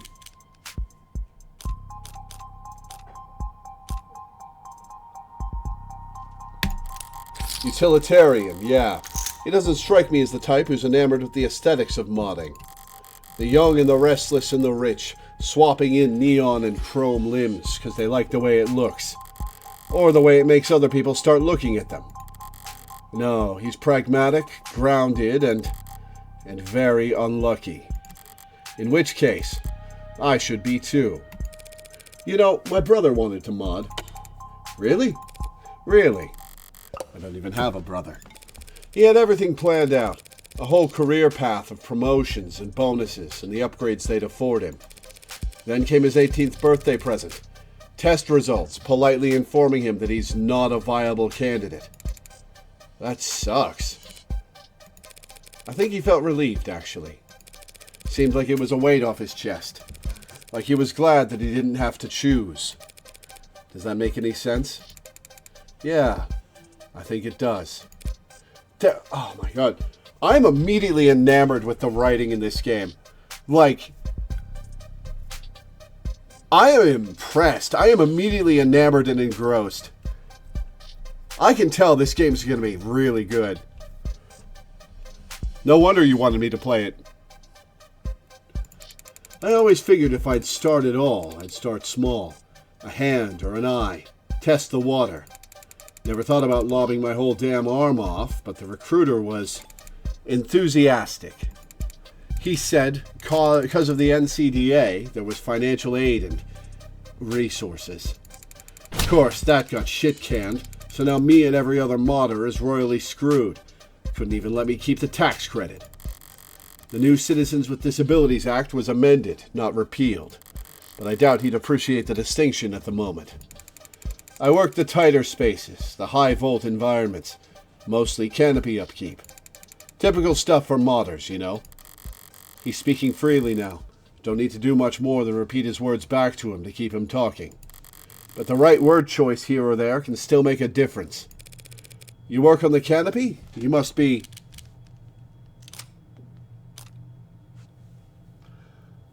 under a lot of pressure. Yeah. You must be under a lot of pressure now that the subways are cordoned off. Damn straight. And this crap with Long? Once word got out that the case against him was real, every desk job in the chain became terrified of their own shadow. All of them convinced that internal affairs is going to come knocking if they misplace so much as a paperclip. Everything by the book means no room for compromise, no room for problem solving, no room for engineering? Yeah. And no patience for screw-ups. He's trying very hard to not look at his shoulder. Why aren't you wearing your prosthetic right now, Carlos? Yeah, that. Rejection issues, starting last month. Oh, so they were your pills. A lot of sleepless nights. Rejection. Did the therapy not take? Mods therapy. The process of adjusting the human mind and body for the unique challenges and stresses that come with cybernetic body modifications.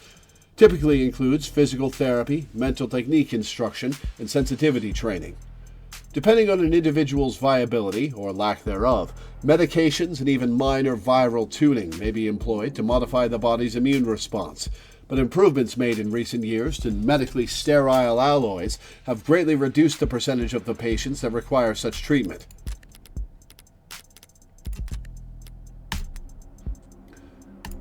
It's not like that. I wasn't oozing pus out of my sockets or anything. Then do these rejection issues have anything to do with your scars? Not in the way you're thinking. I'm right-handed. So those cuts on his face are just from shaving? Never thought this would go on so long I'd have to relearn how to do everything.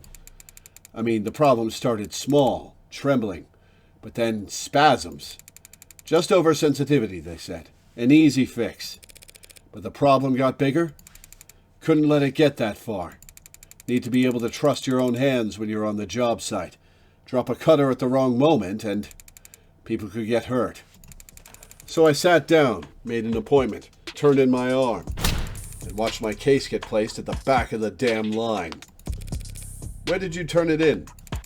Some mass turnaround chop shop with a waiting list like you wouldn't... It doesn't sound like you're a happy customer. Hell no. I found a dozen other clinics with shorter wait times. But as long as I'm renting and not owning, the manufacturer decides where your arm gets maintenance. And that's where I'm sitting here with this expensive-ass stump for a shoulder. I haven't been able to work in weeks. Bosses were generous enough to say my position might still be there when I've got 2 working arms again. You couldn't buy or rent a replacement yourself, just in the meantime? I serve at the pleasure of the state. And they've got exclusivity contracts with Hindi, all locked up white knuckle tight. Hindi? How Industries? How Industries is the world leader in the research, development, manufacturing, and fitting of cybernetic prosthetics for commercial and private use. And we're hiring. We're seeking motivated, passionate archivists, programmers, salespeople, and college graduates with degrees in digital archaeology, cybernetic anatomy, and more.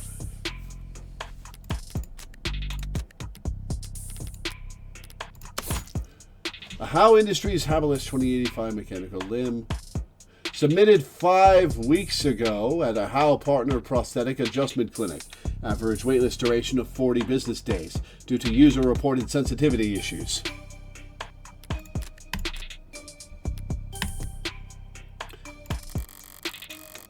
As I recall, he's registered with one of their Habilis models. If I took one step on site with uninsured tech, forget the fines. I'd lose the down payment and my arm. And I'd never work in this city again.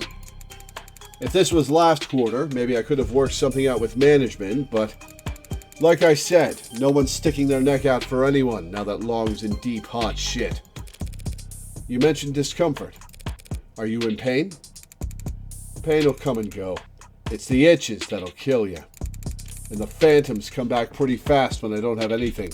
Phantom pain. Pain or discomfort that the brain experiences as coming from an amputated part of the body.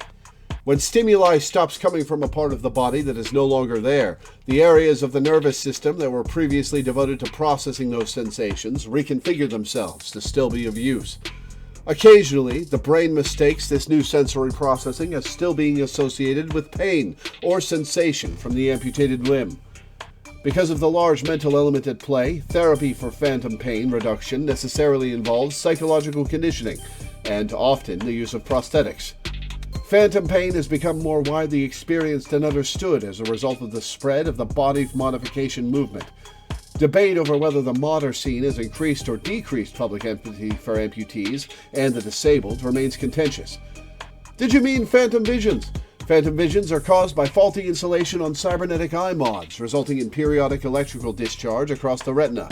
Schedule a consultation immediately if you suspect this applies to you. Users also frequently searched for, "My mod hurts," "Modder itching," "Is my arm haunted?" I learned about phantom pain from Full Metal Alchemist.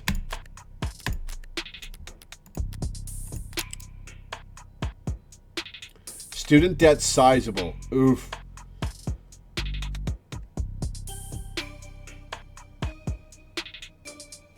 Likes airports. I kind of agree. Like,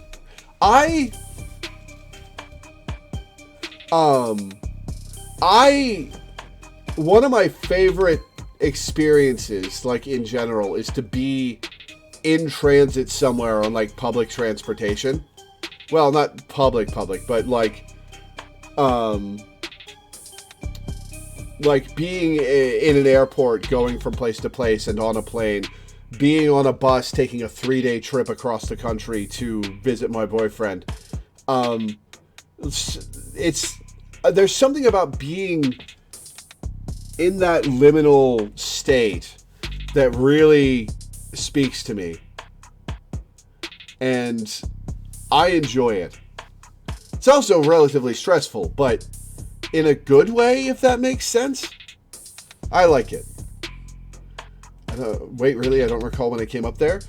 There's a scene where Ed wakes up in the middle of the night with phantom pains, and he's holding his leg, muttering, "It hurts."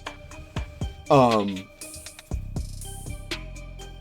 Arakawa did a lot of research into physical disability and prosthetics when she was working on Full Metal Alchemist. She really shows her work.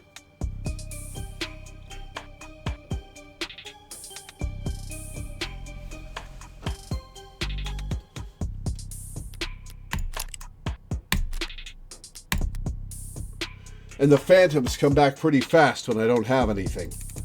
Arm-shaped attached to me. Didn't they give you something to, well, wear in the meantime? Something the clinics lend out for cases like this? What they gave me is a deadweight, 3-jointed landfill bait piece of shit. 3 joints? Sorry, it's just It's a very shitty feeling, having a part of your body that you know they cut corners on. It fits. It's compatible, technically. I can slot it in and feel on balance again. But the fingers don't even bend, and the quick twitch motors are way off. It's like walking around with your arm asleep, or dead. So were you wearing it when you were arrested? Were you wearing it when you were arrested? No, I wasn't. But I'm pretty sure I saw the police bagging it as evidence, so... Flats rental. A Howe Industries Bronzier 2081 prosthetic limb. An affordable model. Customers frequently cite issues with finger articulation and quick twitch movements. Records show Carlos Flat was provided this model while his habilis is being repaired, but he claims to rarely wear it. Currently in police custody.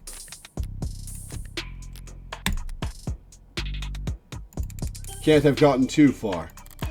So Detective Reyes was being quite literal about how he was found.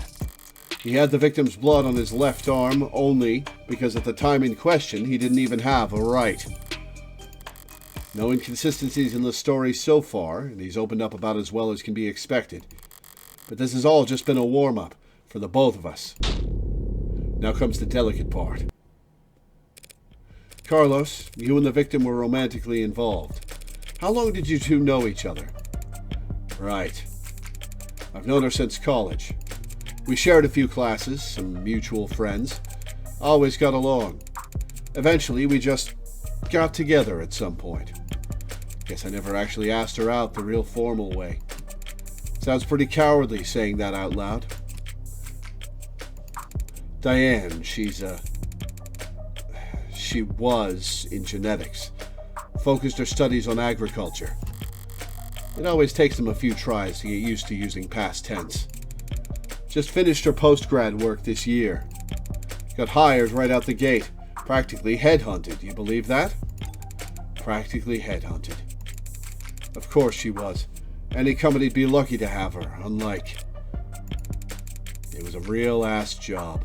Paid real-ass money, too. So her career was starting to pan out. Right as yours had fallen into the mother of all slumps.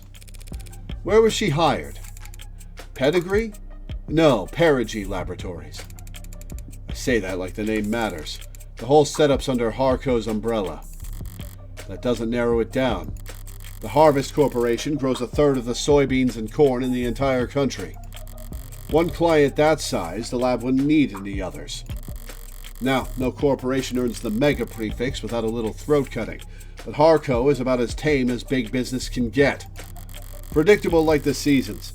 No one's going to buy that they had some lab tech murdered because of corporate greed. Had she adjusted well to her new job? Yeah, they loved having her there. She never mentioned arguments or disputes, corporate politics getting rough. I don't think so. Not like I've been a good listener lately. But I never got the impression that she...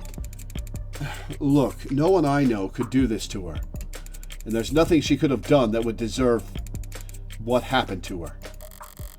It was a long shot, hoping for a disgruntled character from her past to shift blame onto. But with no other suspects, I can't just reshuffle the detective's suspicions. I'll have to disprove their argument entirely. Thank you, Carlos. That was very helpful. It was? Now I'd like you to try and tell me whatever you can about what happened tonight. Oh. Start at the beginning, and take your time. The details are important. All right, Miss, Morgan. I'll try, Morgan. When you're ready.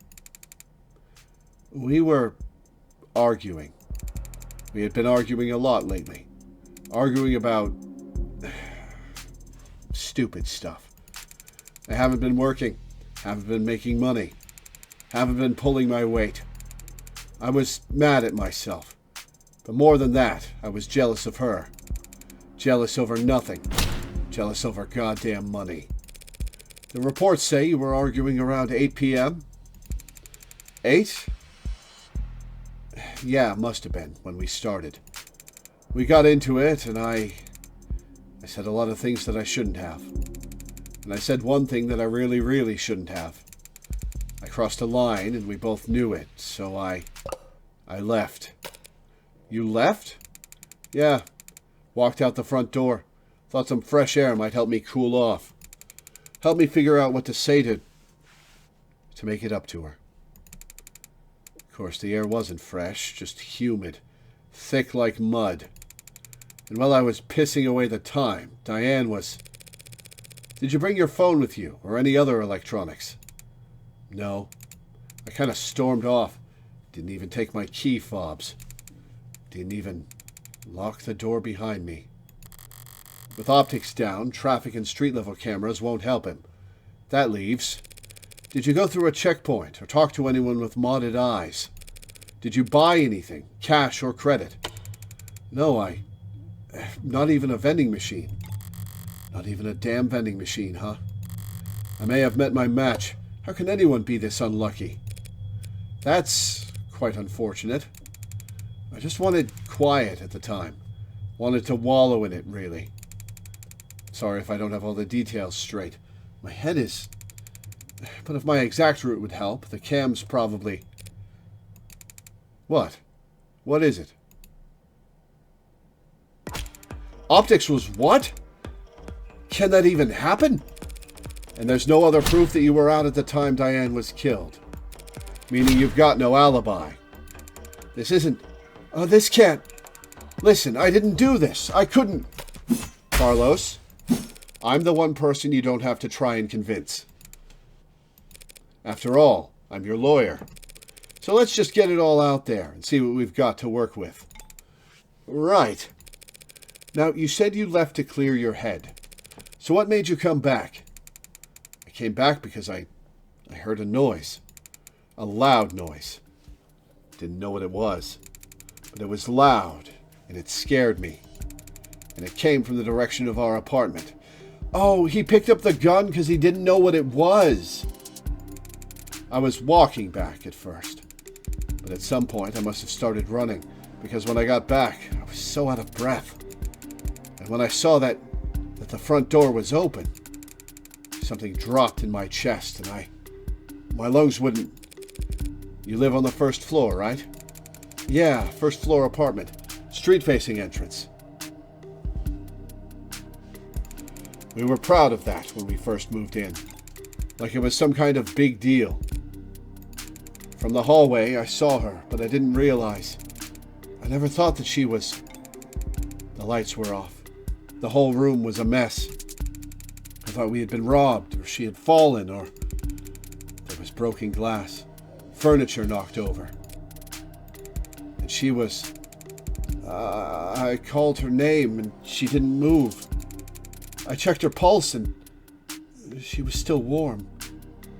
Her blood was warm. And I saw the gun. It looked so heavy, but I thought it had to be fake because I didn't want it to be real. Is that why you picked it up? What? Pick it up? I didn't touch that thing. I didn't shoot her, damn it. Doing what I do, you hear a lot of lies. White lies, blatant lies, hasty lies. Bad lies especially.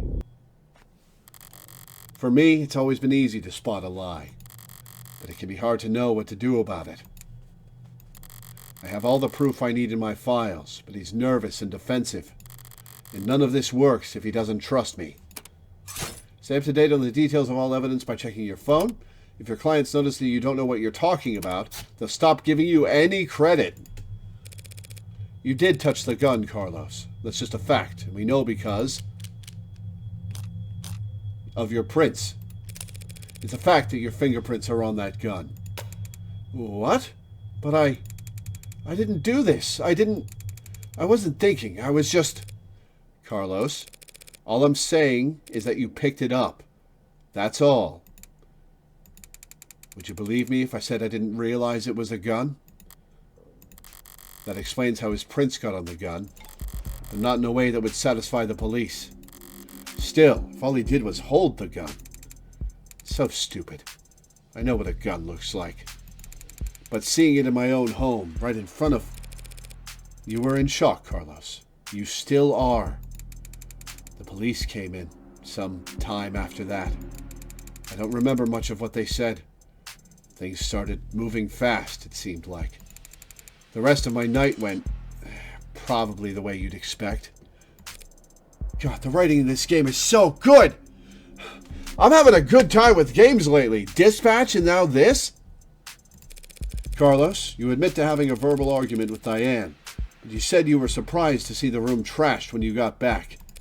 To clarify, you're saying that you two never had a physical fight? What? Physical? We never fought like that. Did the police say that we did? They assumed as much. Which means they also assumed the room was disheveled well before the shooting occurred. Considering what Carlos has told me, what else did they assume? What is it? I'd like you to take a look at something for me. The crime scene. Oh. It's an AR module built from data taken as the police entered, so... Right, it's just data, Carlos. No grisly details. Okay. Let me see it. Take your time.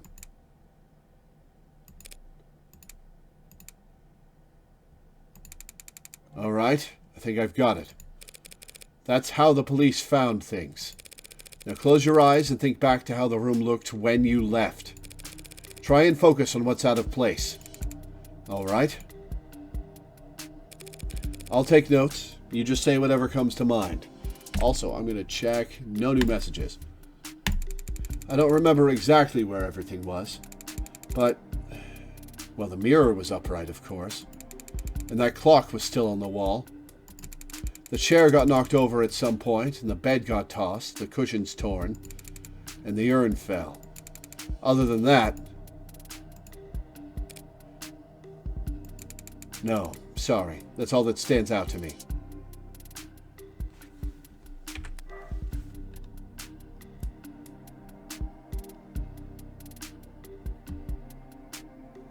When you left, okay. I see. Like so? Nice doodle. What's wrong? Something out of place? Carlos, you need to trust your instinct. If anything seems off, don't be afraid to speak up. It's just, I guess I just assumed your notes would be making edits to the AR? Well, I suppose that works too. Sorry, I didn't mean... I think your drawing was pretty good, considering... I'd like to change the subject now, Carlos. Right. Let's talk about the letter that was found on your desk. Letter? What do you mean? I mean this letter here. Do you recognize it? Because the police are calling it a confession. A confession? But this is just a note to self. Pardon? Look, when we fight, I lose my temper, say things I don't mean to. So this morning, I tried writing things down so I'd have a script to stick to. So I could apologize to her instead of just fighting with her. Carlos, you say in the note that you hurt them? That's... I broke her fidget tubbies. Oh. Her what? Her what? Her fidget tubbies. Oh, they've even got theme music. They're these collectible ceramic character things. They're supposed to be like tactile. You use them as paperweights or conversation starters. Conversation starters? She loved those little things. They're not worth a damn. You can buy them at any flea market or garage sale, but they meant a lot to her. And I broke them. I mean, I was pissy at the time, but that goddamn piece of shit rental arm, I hardly know where I'm swinging it half the time. Got so angry, I just ripped it off and tossed it in my room. The cheap, dusty, worthless... Okay, let's say he did break her frigiduckies with his replacement arm. What does that change? Nothing at the moment. There's not enough detail in the note for me to prove what his intent was when he sat down to write it. But if the police insist on claiming it's a confession for the heartbreak killings anyway, couldn't even bother to sweep them up. I felt so All right, Carlos. Thanks for answering my questions. Now I'm going to call the police back in here, and I'm going to get this cleared up for you. What? That's it? That's it? Oh, okay. Although, before I do that, I do have to ask, what do you know about the Heartbreak Killer? Heartbreak? You mean that psycho that was trending all month? I mean, as much as anyone, I guess. I haven't been getting out much, but I'm sure everybody's on edge. A guy like that out there. He shoots people. Through the heart, right? The police have kept the victim's appearances far away from any upstanding news sources. So unless he was already following the murders, Carlos wouldn't notice any resemblance to his girlfriend. I mean, she was shot in the chest, but that doesn't mean anything, does it? If he's this slow on the uptake, it's going to be a real shock when those officers walk in here and accuse him of being a serial killer. I'll just have to squash that theory as quickly and definitively as possible.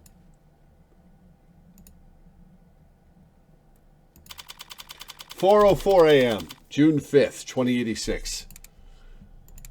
I didn't realize you could smoke in here.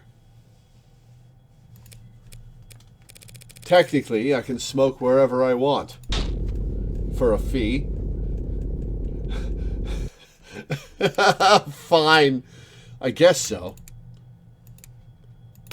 Nervous? Don't be. I'm the one who's on the clock. Right. I'm sure this isn't your first time doing this. No, of course not. It will be my first homicide defense, though. Paying $3,000 to smoke is wild. Well, we don't know what the conversion rate from $25 to 2086 credits is. Oh. Why does everyone always think the first time's so goddamn important? Hey, cheer up. I've got relevant experience in other areas. Oh. And, what areas are those? You ever gamble, Carlos? No, ma'am. I never go anywhere near the loot boxes.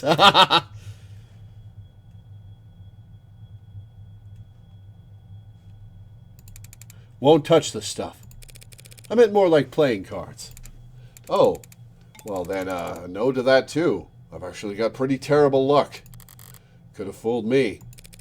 Well, what I do is a lot like poker, Carlos. Poker's nice, because even if you're dealt nothing but crap all night long, you can still win. Which makes things pretty fun. Okay. So, do you have a good poker face? I like to think so. And are you lucky? Only when the stakes are high.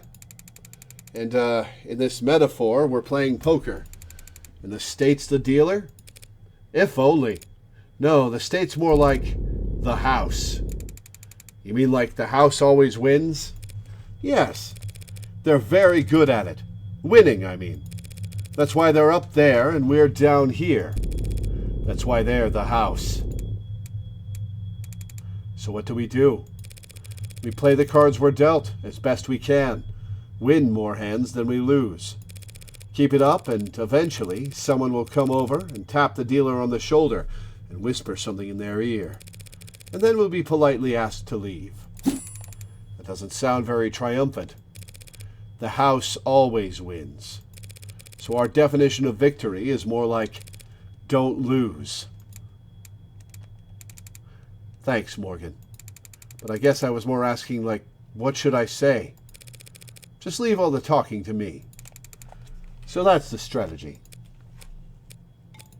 Pfft, what's up? You know there's a saying about gamblers with strategies? Yo, ready to confess yet? Because I already woke up the DA. Already? She must be new. The district attorneys have final say on whether or not a case is brought to trial. Only fair, since they're the ones who end up having to actually prove the damn thing. Most of them prefer simple guilty pleas over long, protracted trials. And they all dislike having their time wasted. Unfortunately, then, you'll have to call them back, because my client is not guilty. And frankly, I'm not even sure you have enough to hold him here. Right. What she said.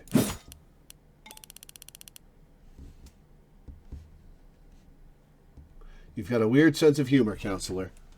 Looks like locally it's about $100 to $500, but smoking laws are less generally implemented than I thought. That's a big fine for smoking a cigarette. I mean, I guess I'm not complaining, because smoking is gross, and I'm asthmatic anyway, so I don't want to be around it or smell it, but damn. $500 for smoking a cigarette out of place. You've got a weird sense of humor, counselor. Different generations, I guess. Before my time kind of thing. I'm very serious when it comes to defending a man's innocence, detective. Counselor, we have your client's written confession. His written confession. Let's start there. Oh, that's for repeat offense. Gotcha. Okay, we'll be happy to. The thrust of every argument starts with the facts, what's already known and agreed upon. Save.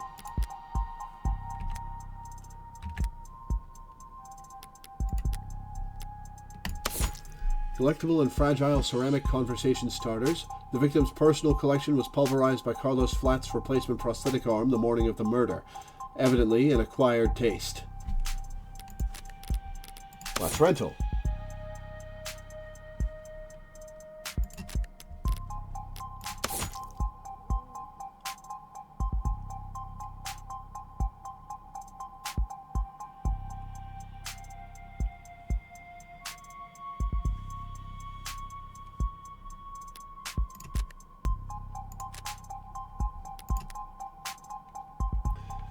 Yeah, the fidget tubbies were the ceramic debris on the floor.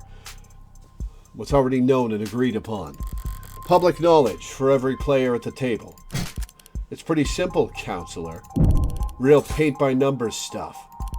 See, we found a note at his apartment with his fingerprints on it, apologizing for how he hurt them all so bad. Now, how are you planning on spinning that? Those are the facts.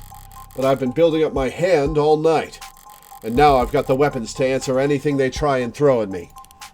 Well, my client did write that note, and it was an apology, but not for murder. He was apologizing for... Analyze the facts as they're laid out, then review the responses in your hand. Select the card that best answers the argument and place it into the slot on the right. You can mouse over your opponent's portrait for a reminder on what key point you're answering.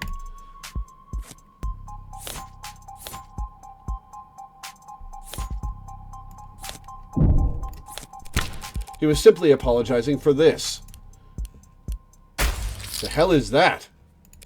I found myself asking that exact same question. Beginner's luck, win your first hand. What are we looking at here? Something from the crime scene? This diagram of the room, it's created from data you captured, right?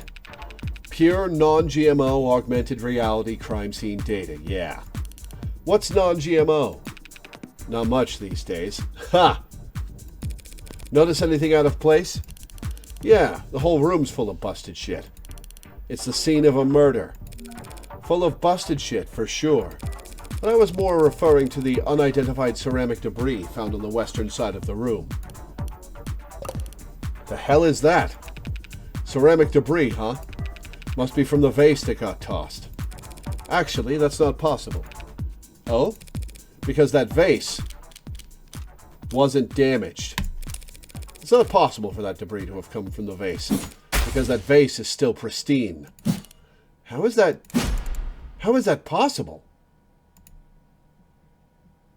Flat, you're not helping.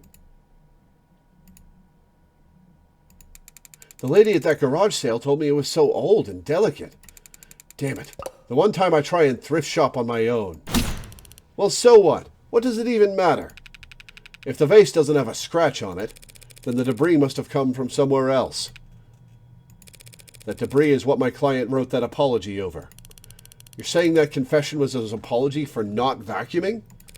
I am, because the pile of rubble is all that remains of the victim's collection of fidget tubbies. What he said. And it played the theme. Mr. Flat broke the victim's ceramic figures by accident. And this impassioned note to self was just his attempt at scripting out an apology. Can you prove that? We're taking this seriously? As much as I wish we weren't. We're all in agreement that my client wrote that note. And we can all plainly see that there's ceramic debris at the crime scene. Now, since it couldn't have come from the vase, it must have come from the collectibles. Those things, ha! Simple, right? The hell are you on about? The entire room was trashed, as the arcs clearly shows. Those fidget tubbies must have gotten pulverized during the struggle, too. You really gonna claim he sat down to write an apology for breaking her toys after gunning her down? So, she doesn't have any signs of a physical struggle on her. Not a bad train of thought, but I can do better. No, those collectibles were destroyed much earlier than that, and there's proof.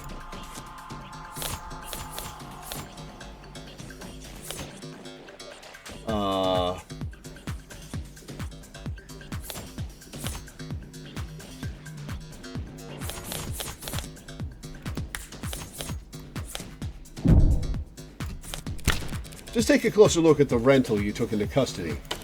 Huh? One swipe of your finger should show exactly how devastating it was to the fickle buddy ecosystem.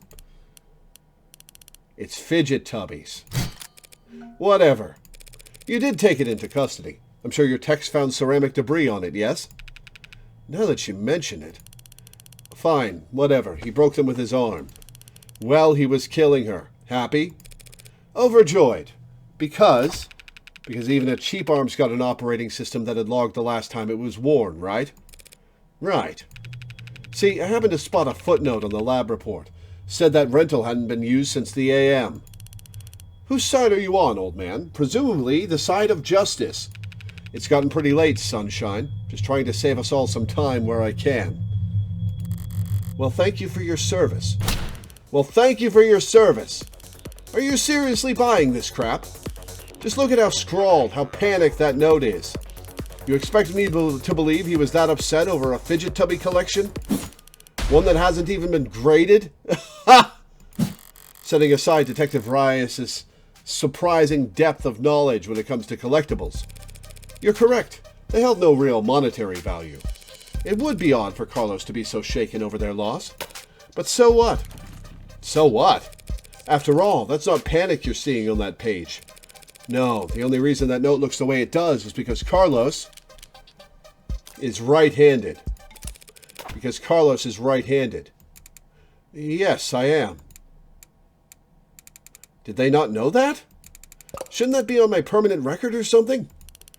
So the reason why that note looks like an asylum wall scribbles is just because he had to use his left hand to write it. I tend to think better writing than typing. And I need to get used to using my left anyway. I just thought it could be good practice. Taking that into account, alongside the ceramics, your slam-dunk confession is looking about as watertight as a fishnet. Okay, fine. Forget about the confession. Congratulations, counselor. You've established that your client's remorseless. Now let's get back to the reality of the situation. Here are the facts. We found your client at the scene of the crime, wearing a coat covered in the victim's blood, right next to a big old goddamn gun that just so happened to have his fingerprints on it. That's right, that coat is... What, you gonna claim it's not his? That he actually wears an extra small? She's trying to bait me in her typical low-key fashion. As the arguments flow, you won't always have the stronger hand. Sometimes the best you can do is hold your tongue and avoid overcommitting. Try to lose as little credit as possible while you wait for a more favorable chance. Do I get to spend the credit on gameplay later? She must have something. No sense playing into it. Something you'd like to ask me, Detective? I'm just curious. What'll it be next? You gonna tell me he actually wears an extra small? He doesn't wear an extra small.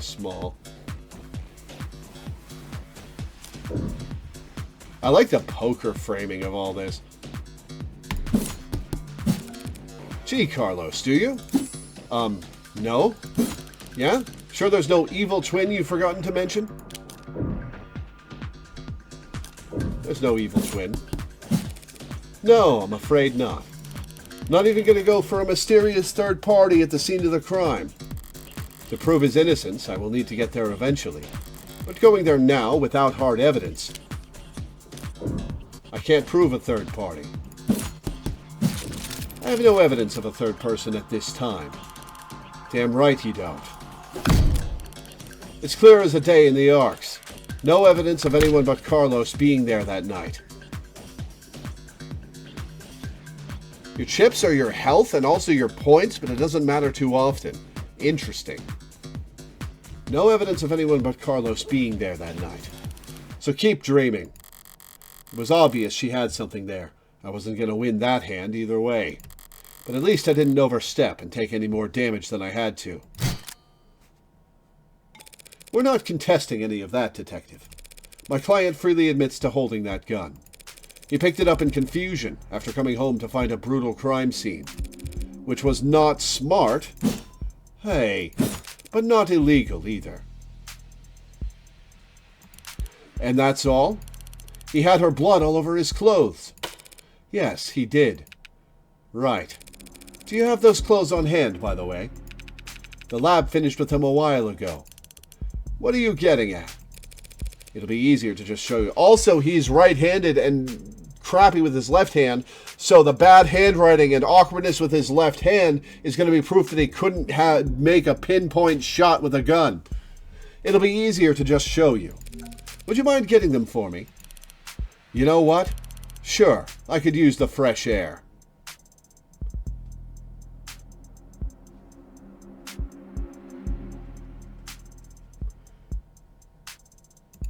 Stinks of bullshit in here anyway. And here I thought the room smelled like... Psst, Morgan. What are you doing? My coat's covered in her blood. I remember that much. So doesn't that, make me look really bad? Just relax, Carlos. I'm pretty sure that that's impossible. You're innocent. And that means that having more evidence will always help you, not hurt you. Well, that's not true, but... Really? Really. Not really. Plenty of innocent people in prison. People with bad luck. Or bad lawyers. People shouldn't count on the truth to come out easy. More often than not, it takes coaxing. What was it that reminded me of? Alright, here it is. One blood-stained jacket, fresh from the lab. So what's your angle? You gonna tell us this is actually just hot sauce? No. That would be silly. She actually thought it over. So what the hell's your point? Hey. Sorry, just got thrown off by the turn of good fortune. What good fortune? Also, I'm gonna save. I'm gonna look at the evidence.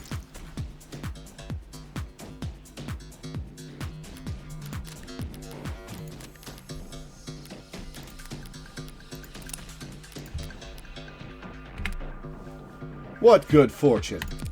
You should thank the detective for bringing you your jacket, Carlos. She's just proven your innocence. My client was arrested wearing this coat. He would have been wearing it at the time of the murder. It has the victim's blood on it, who we know died when she was shot in the heart. By a gun that happens to be an old world, pre-tagging firearm.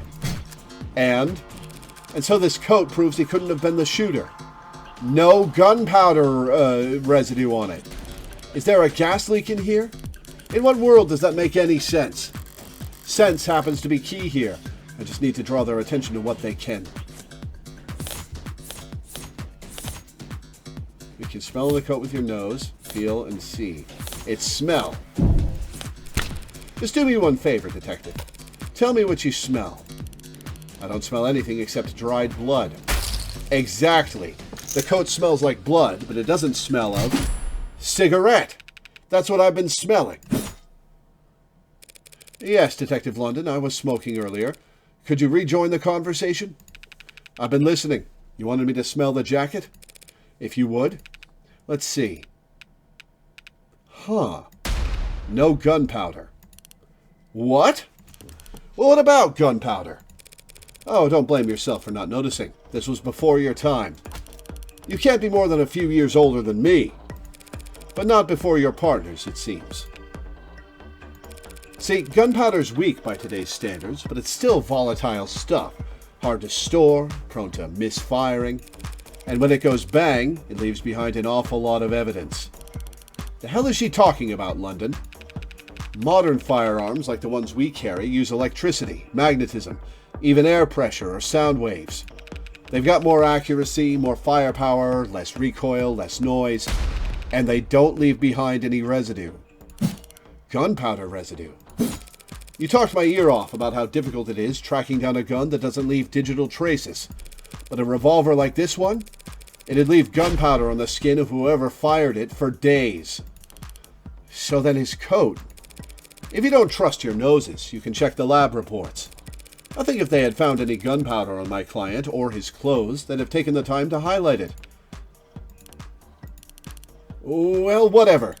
That just means he washed off after shooting her, or he changed his clothes. That's not impossible, but it would be pretty pointless. Huh? His jacket and his left hand were blood-soaked when your officers found him. Would he really go through all the effort to get rid of something as subtle as gunpowder residue, just to get the victim's blood all over himself afterward? One sec.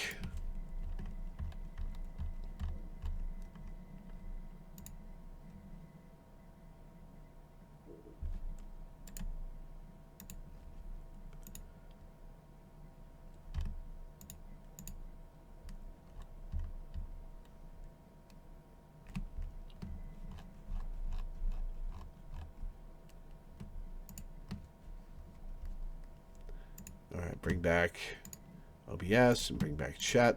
Okay. Just to get the victim's blood all over himself afterward?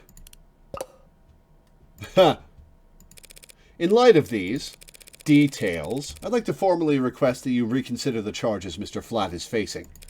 As soon as possible. Whoa. They're faltering now. Should topple over at any moment. The letter was mostly icing on the cake for them. But that gun is all they had to link Carlos to any of the shootings. So if it looks like he never actually fired the gun, I'll admit things were a little dicey there at times. But once I was able to grasp the situation, the smaller pieces fell into place easily enough. Not my cleanest work by far, but overall I'd say, did she get a message? Wait, did they actually manage to find it? Find what? Something you'd like to share, Detective Reyes. You're good. Twisting the truth into knots, making the facts work for you. What did you find? Did you find gunpowder? Thanks, but your luck just ran out. Because the net scrubbers found a cam active at the exact moment of the shooting. And right now, I'm staring at a photo of the killer. Wanna bet? A photo of the shooter? If she had that, we wouldn't still be talking. But I doubt she's just pulling this out of her ass. She's got something from the scrubbers. She must be bluffing. That's a bold bluff for this late in the game, Detective. Especially when we both know that there was an optics blackout during the shooting. Well, that's just it. This isn't from optics. Oh, interesting. I should have figured she wouldn't make a claim that bold without something to back it up. Party's over, Counselor. Feast your eyes on this. Well, that's blurry as hell. Well, okay, the quality is lacking. And yet, there it is. They managed to find a quarter needle of evidence in a whole city block of haystacks. What are the goddamn chances? No, with the scale their tools operate on, I guess the chances are, as always, in their favor. Alright, this isn't good, but it's a far cry from the worst-case scenario I envisioned. You could even say I got lucky, which means the stakes are... Well, it's a little bit blurry. Don't look at me. I didn't take the damn thing. Technically, no one took it. Looks like at the time of the shooting, a neighbor was on their phone. Probably venting about how crazy the couple across the way was acting. But if their phone was on, its camera would be on. And so we managed to get this shot through the window. Where to begin? Far away, unfocused, ultra-low resolution, zoomed in, blurred, color shifted, and so compressed it looks like it's from another century. There are tools that could enhance this image any further, and I could count the pixels on one hand. And you could kiss its admissibility in court goodbye. You can't honestly claim that you can identify my client from this image. And there's no way in hell you could get this past a judge. Yeah, you're probably right. We couldn't. But I think I know a DA that could. Either way, doesn't seem like your client's leaving this police station anytime soon. It was a left-handed shot. That photo. What the hell is happening to me? Think I know a DA that could? Don't be so modest, old man. We have photo evidence of a left-handed shooter standing in the hallway at the same time the whole neighborhood heard a gunshot.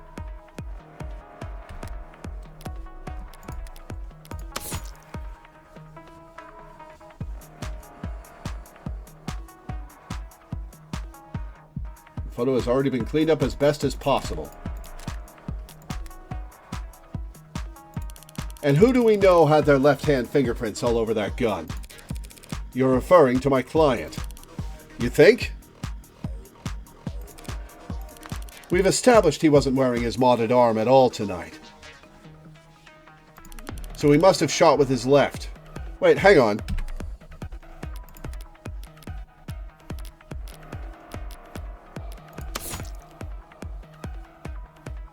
Is that a hand or a jacket sleeve for the right arm?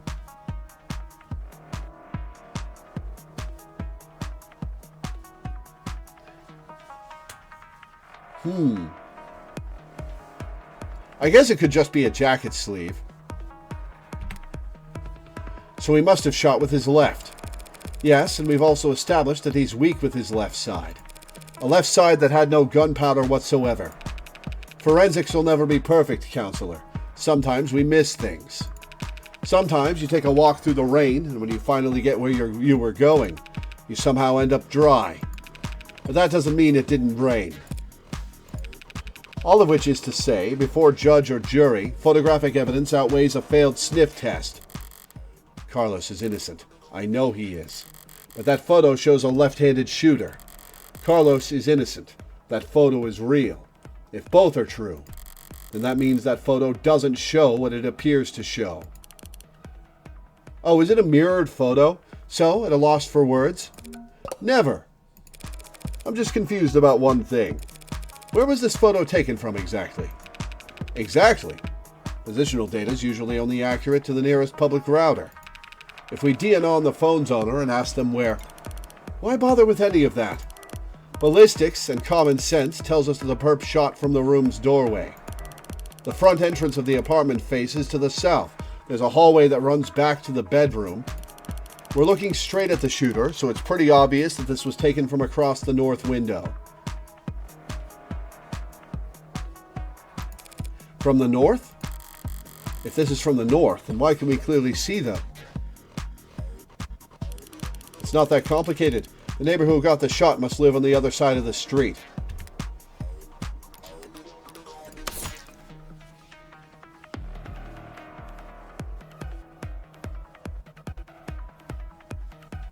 Then why can we see that? Let me look at the photograph again. The clock!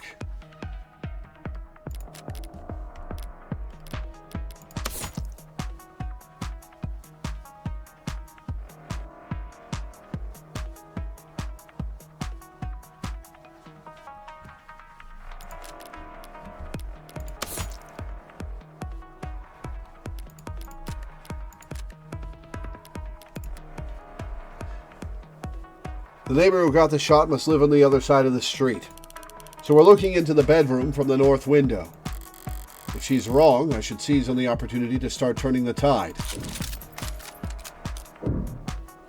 Photo was taken from the west. I'm afraid that's simply not possible, Detective. This photo has to have been taken from the west. What kind of bluff is that supposed to be? The good detectives are misinformed here. They need to take advantage of it. Excuse me. Time to press the initiative. The hell do you mean this was taken from the west? The autopsy tells us the victim was shot from the doorway. Your officer's ARCS data tells us the precise location of everything in the room at the time they arrived. And now your photo has shown us the exact moment of the shooting. And you can now raise the ante on a hand up to the current max. Answer wrong and you'll lose more credit, but answer correctly and you can bank up more credit for trickier hands down the line. And altogether, that tells us that this photo must have been taken through the west window. Can't click it yet. As long as you consider max is not all the way up. Okay.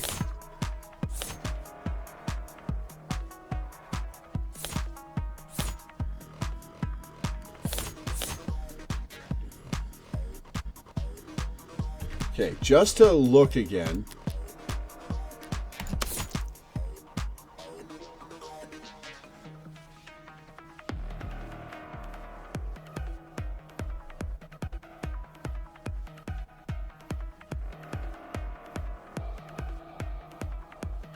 Oh, that circular thing is the clock.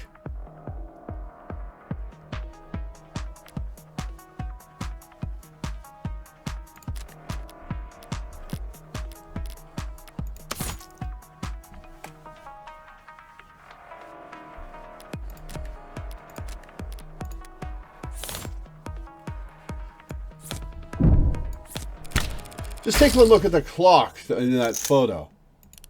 The clock? What about it? The clock, huh? Seems like London's got an idea. If he's mistaken, I could pounce on it to keep my tempo high. The photo was taken right before the shooting, so... Wait, don't tell me the time of death is wrong. He's wrong. The time of death is correct. That's a good question, Detective London. But the answer's no. The autopsy, the clock, and the neighbors all agree. The time of death was 9 p.m. Right, no mistaking that.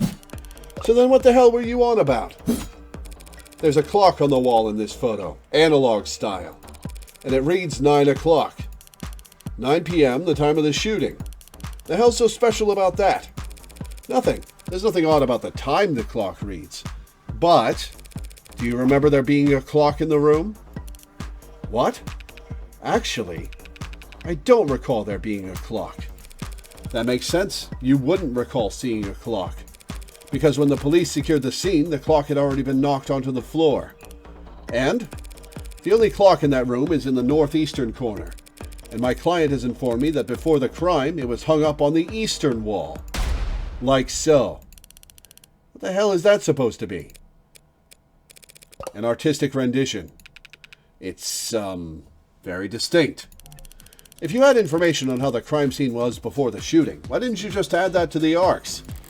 And show you my hand? Just because discovery law compels us to share info, doesn't mean we have to play fair, Detective. Slipped my mind. I'll do that now. The important thing is, if that clock was on the eastern wall before the shooting occurred, then this photo must be looking through the western window to see it? Don't start getting ahead of yourself. The victim was shot at 9 p.m., the same time that this photo was taken of the shooter. But you want to claim that the clock's still on the eastern wall when it would have been knocked down during the fighting. There was no evidence of a physical struggle as far as, like, evidence on the body. You've got your logic backwards, Detective. Your precious photo shows that the room was pristine at the time of the shooting. And there's one other piece of evidence that proves exactly how the cards fell.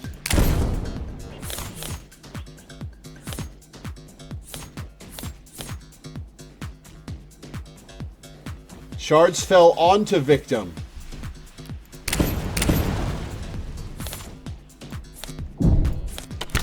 Glass shards, what about them? Nothing much, really. Only that they're on top of the victim's body, and not under it. If the glass fell on top of the victim's body, that would mean that she was dead on the ground before the room got trashed.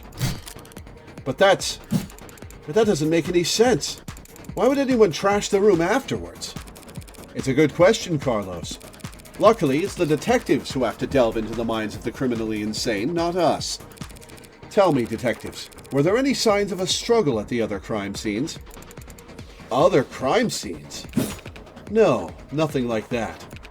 Those attacks would have been over in a matter of seconds. So what did you think when you saw the mess in the bedroom?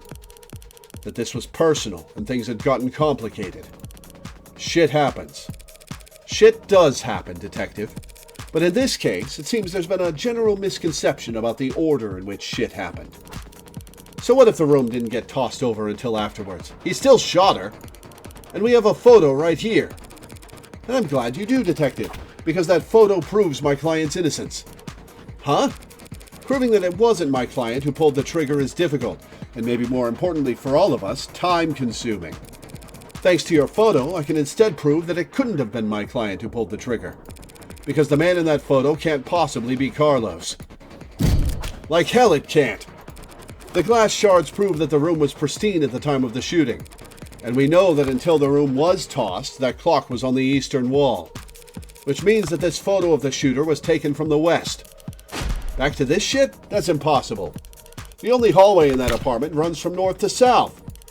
The only person with prints on that gun is your client.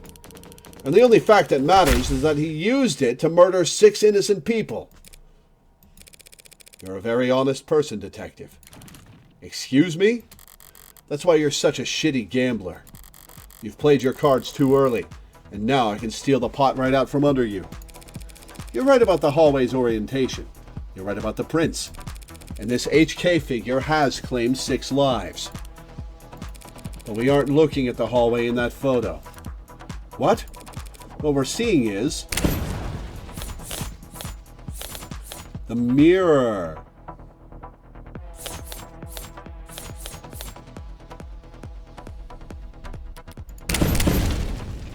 Max it out. What is that? You trying the glass shards again? Sort of. By the way, do you recall where those glass shards came from?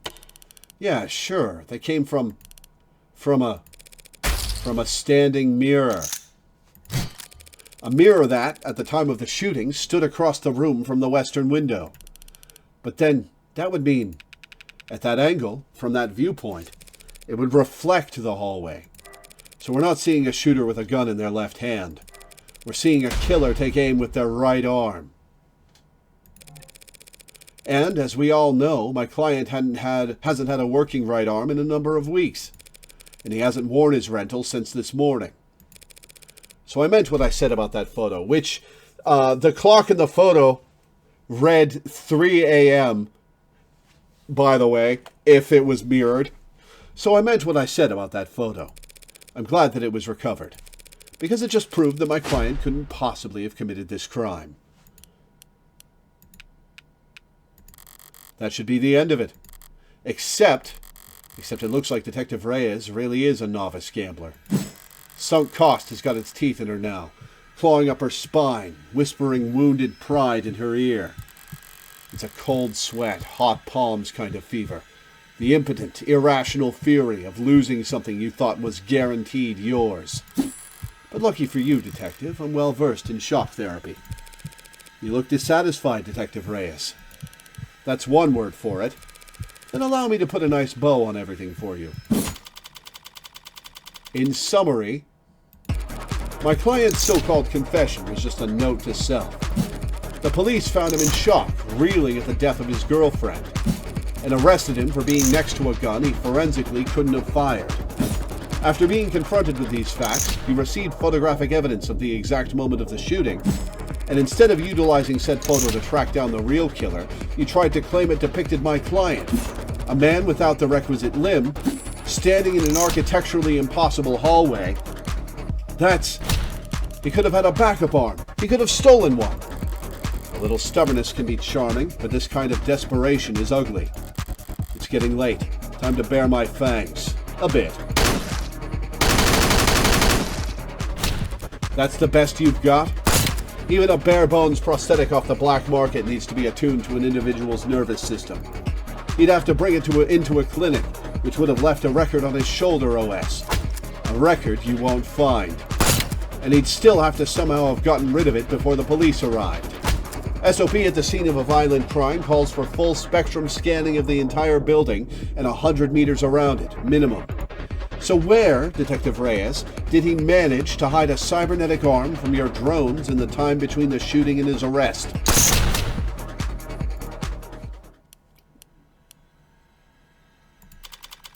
Well,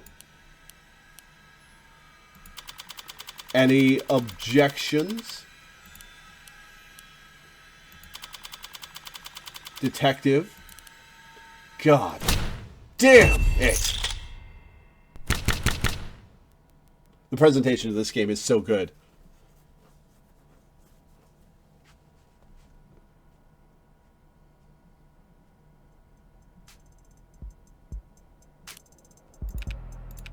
Show me your hand, Flat. You're uncuffing me? In light of the evidence, we have no reason to hold you. Now I gotta go call the DA and tell her I made a mistake. Not we made a mistake, huh? Listen, kid, you should know. Detective? Lost my train of thought. No, finish it. But hey, your attorney's a real tiger, and she just fought like hell for you. Make sure you thank her properly. Public defense doesn't pay that well. Yeah. That's kind of you to say, Detective. But my work is its own reward. Sure. I feel exactly the same, Counselor. What happens now? I'll have to speak with the DA about the dismissal. And there's still some paperwork we'll need to go through. But basically, you're free to go. Congrats! You get to leave the casino with your kneecaps intact. Yay? But what am I supposed to do?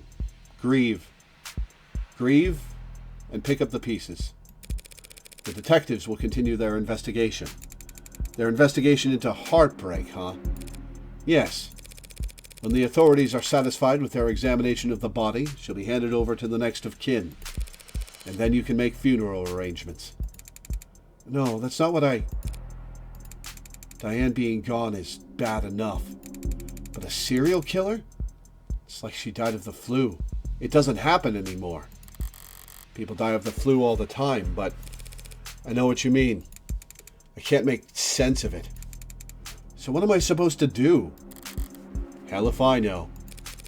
There are some contacts I could give you.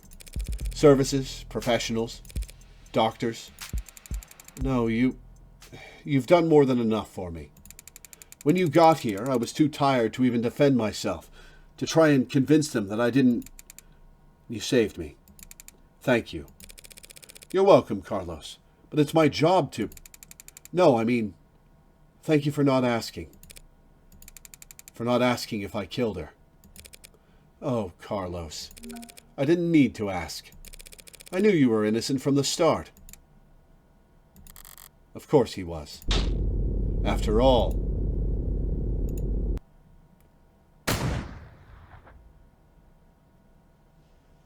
Excuse me? The blood's always different.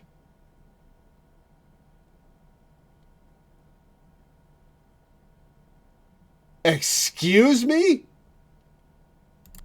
Heart's always in the same place, easy to find, hard to miss. But the blood's always different. A flowering stain, unfurling towards an invisible sun. A perfectly unique bloom, only one for each of us. A Rorschach test with singular universal meaning. Vitality at its climax. Bursting forth into a red fractal consisting solely of an infinite the end. But the comical thud of a body hitting the floor has its own kind of lowbrow appeal. It's hard to put a twist premise in your media these days. Jeez!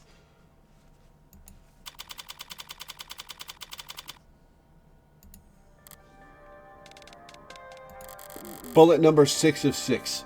The gun's empty. It's useless to me now. May as well leave it. Feels like a waste, but whatever. Finding the ammo was almost enough of a hassle to outweigh the advantages. I could sell an untagged gun for a fair bit of cash, but cash can't buy you peace of mind. Oh, don't look so surprised, lady. Moping around in the dark in here must have only been able to see my silhouette. Did she think I was her boyfriend, back for an encore of that enthralling conversation? Can't ask her now. Hey. Yeah, did you hear that? These old pieces are so goddamn loud. And people aren't even familiar enough with the sound anymore to know to run the other way. Probably roused half the neighborhood. But I didn't see anything I could use as even a partial suppressor on the way in. Could they really not afford some throw pillows? I used the other 5 bullets in outdoor spaces, in small spheres of blind opportunity that the city's eyes couldn't think to pierce. Cramped places, usually full of trash. But this room, as cheap as it looks, is at least clean, organized even. So the corpse adds a certain satisfying contrast. Except the shit on the floor.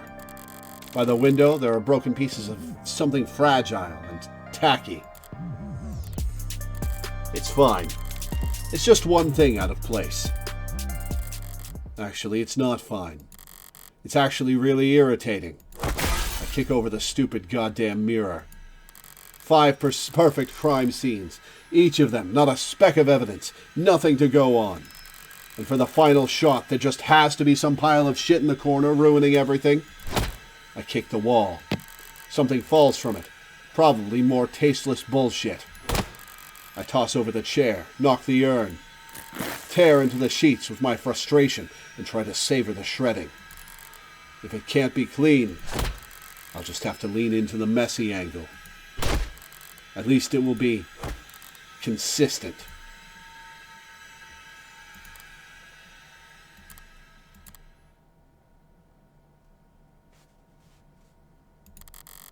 This was also stupid. Honestly, I'm not the ego-driven type. In fact, I pride myself on my humility. Now, was it satisfying when the first 3 went down with single shots? Yes. But so what? I'm not made of stone. After that, I did start to actively aim for the heart, but... Heartbreak killer? Really? Don't people have anything better to do with their time? What kind of miserable, lifeless voyeurs would obsess over something that's none of their business? All of the threads and breakdowns and the goddamn theory crafting. And all for the heartbreak killer. Sounds like a soap opera villain from a season where the writers were on strike. I feel insulted by the label, but no. That's someone else's name. They came up with it. They spread it. They marketed it. Heartbreak's got nothing to do with me. He's just some reclusive, lonely, socially impotent loser who shot 6 people because... Well, I'm sure people will come up with something. That he got rejected one too many times, or whatever. Me, I killed those people because I saw them and I wanted to. And I've killed a lot more than just 6. At least the room is thoroughly trashed now. If I had just walked away after seeing that mess by the window, it would have irritated me to no end. And now that it doesn't match the MO of the last 5 perfectly, it'll irritate the cops to no end instead. Good riddance, Heartbreak. You enjoy your 15 minutes in the spotlight. Really savor it. I'm going home. The air's weighty tonight. Thick, energized. A heavily foreshadowed summer rain I can feel on every hair. They call this kind of humidity oppressive, but I disagree. The warm tension on your skin, like in those short moments just after the shower turns off, when the steam lingers. Yeah, it's always most comfortable right afterwards. Maybe there's no disagreement to be had. Oppressive things can be comforting too. Only the guilty ones run. I don't know about that. But I know I've never felt guilty about any of this. And I walk. 5:01 a.m., June 5th, 2086. Sorry, using my left is still... That's okay. You can just initial in those spots. I took a scenic route home, courtesy of our fine city's sprawling public transportation, and got in a bit after 11 p.m.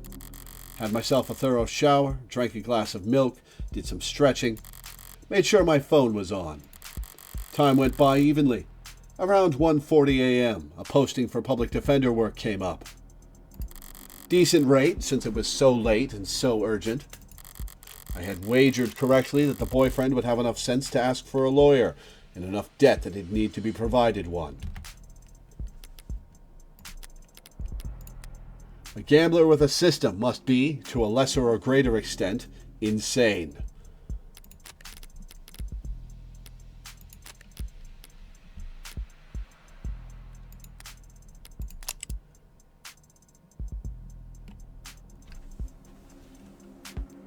Cannot carry a tune.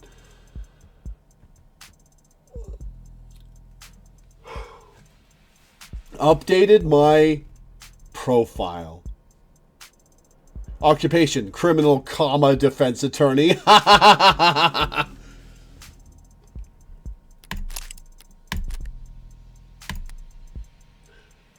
had wagered correctly that the boyfriend would have enough sense to ask for a lawyer, and enough debt that he'd need to be provided one. All I had to do was stay awake. There wasn't much competition after 1 in the morning. Okay, where else? Here and here. How did I phrase it earlier? Criminal defense attorneys aren't exactly flush with customers. Why wouldn't I take on a job where I already knew more than the cops? It would have been easy to convince Carlos to plead out. I would have gotten paid the same too. But easy is dangerous. Carlos was, of course, innocent, so his conviction would never be airtight. There would be doubts, questions, appeals, maybe even fans, depending on his looks. More attention on HK and his crimes, more headaches. A cold case rotting in the very far back of the public's awareness is always preferable to one open and shut in haste. Now, with no more murders matching HK's MO, there won't be any additional public pressure to find a culprit. Now Heartbreak can just starve to death, out of sight and mind, like any other fluke in the system. Almost done. Getting involved with the case this intimately does have its risks. Hell, I might have even overdone things here or there. Like lighting up a smoke inside an interrogation room, just to make doubly sure I didn't still smell of gunpowder myself. Ooh! That London fellow seemed more fixated on it than I would have liked. But obviously, everything turned out rosy. And it's worth it for the finality of it all. Seeing the authorities' failings from the best seat in the house, that's just a bonus. Thanks again, Morgan, for everything. I'm sure Diane is grateful too. Are you? Funny. I didn't even know her name. Something the matter? No, sorry, it's just... I was mad when I left the apartment. I know she was too. So when she died... Death was instantaneous, Carlos. I can't imagine that she was in any pain. In fact, I can guarantee she was dead before she hit the ground. No, I know, but I just keep thinking that she must have died angry at me. That she must have died hating me.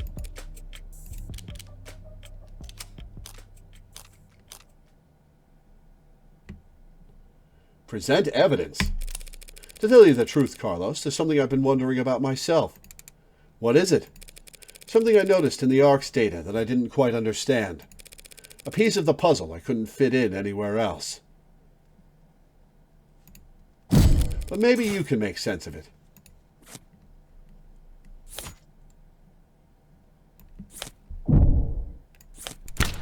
What is it? Where did you find that?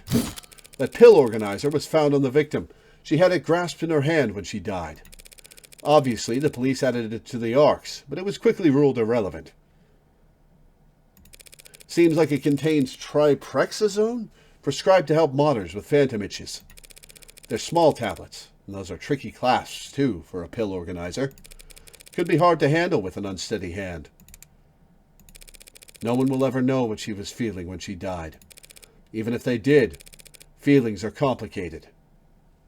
It's really fun going back and getting the context for those dark thoughts, yeah. You can feel angry, happy, and sad, and all at the same time. But as far as facts are concerned, it would appear that when she died, what she was doing was setting out your medications for the week. Oh, to my eyes anyway.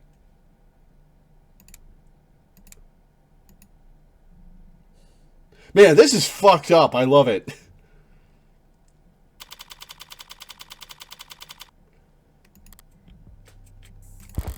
Long night. That was too far just now. Practically rubbing it in his face. It's not like I care about his feelings. I doubt I'll ever even see him again. But overstepping like that is pure hubris. And hubris invites a downfall. So why did I even bother?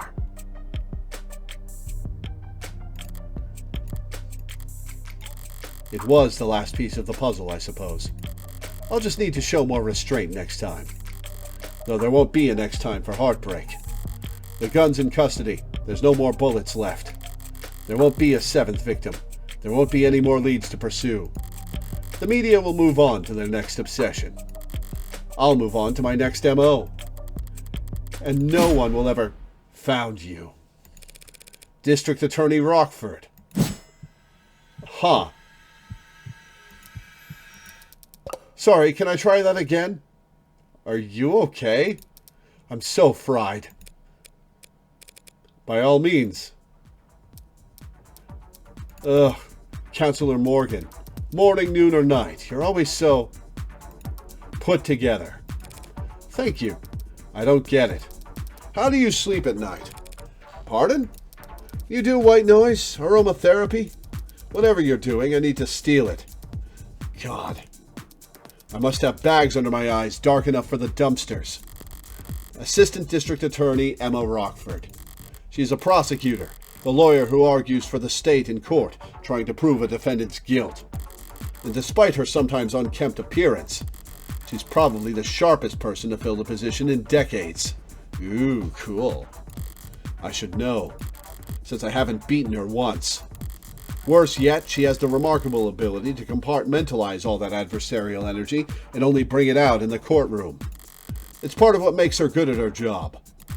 And hard for me to read. Should I buy a new mattress? What have they got you doing at this ungodly hour, Emma?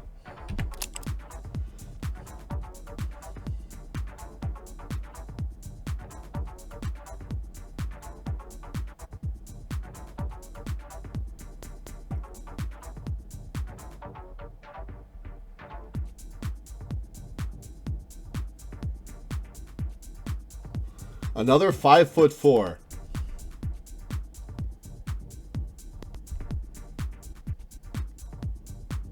Oh, she plays a gotcha game. She plays a gotcha game. Idle Savant stars. Cat person, yes, I like her already. What have they got you doing at this ungodly hour, Emma? Oh, well. Actually, I'm here for you. Me?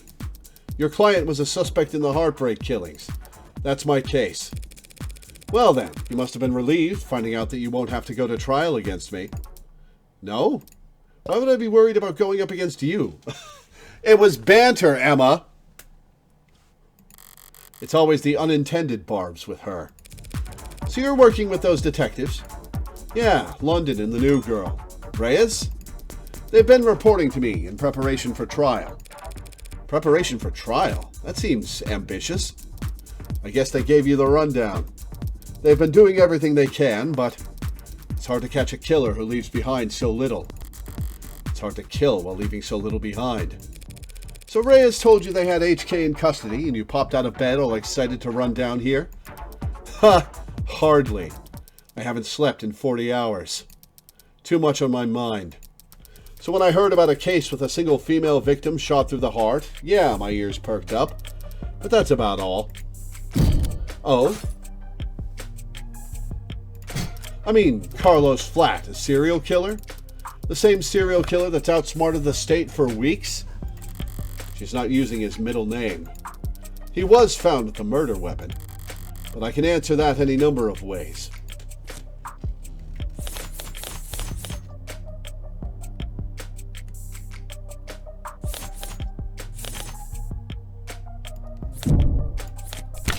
That may be true, but then I glanced at the report. You glanced at it? No gunpowder residue on him or his clothes. Right. Too remorseful, too apologetic in that note. Whatever it was about. His dominant arm modded, with documented sensitivity issues. Never could have made shots that clean. Not without getting close enough to leave scorch marks. Not to mention, he's too tall for the ballistics entry angles. And probably too heavy to not leave imprints. She got all that from a glance? But I'm sure a competent lawyer like yourself pointed all that out the minute you walked in here. Of course. Worst part is, she's not even being sarcastic. Yeah, of course it couldn't have been him. Long-term relationship, physically imposing, argumentative, so not the type to bottle things up. He didn't match the profile. Profile? Yeah, Right, sorry. You've probably never heard of it.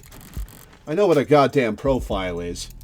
A profile is a reconstruction of a criminal's psychology based on evidence from their crimes.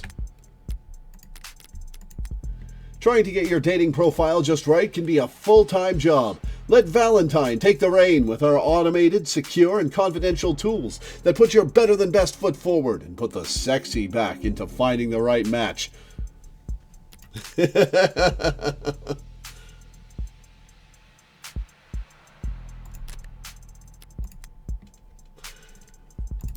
Kind of fallen out of fashion for the last few decades.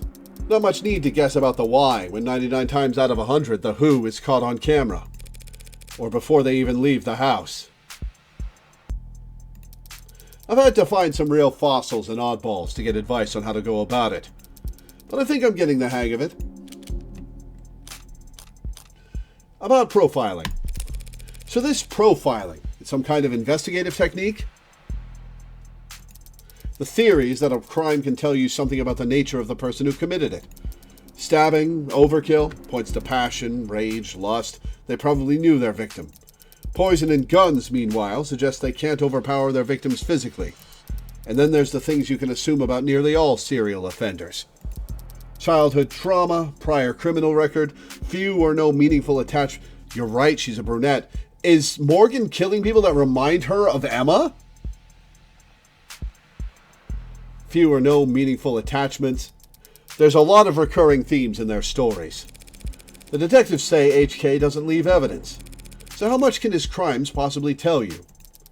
That he's diligent, almost perfect, highly intelligent, painstakingly organized, and with enough criminal connections to get his hands on an untagged firearm. It's rare to see her this animated outside the courtroom. It's almost like she's enjoying herself. A sheltered house cat who's picked up the scent of a mouse for the first time. A lone wolf, educated, but all her playfully lethal instincts coming to life. Probably overqualified or undervalued.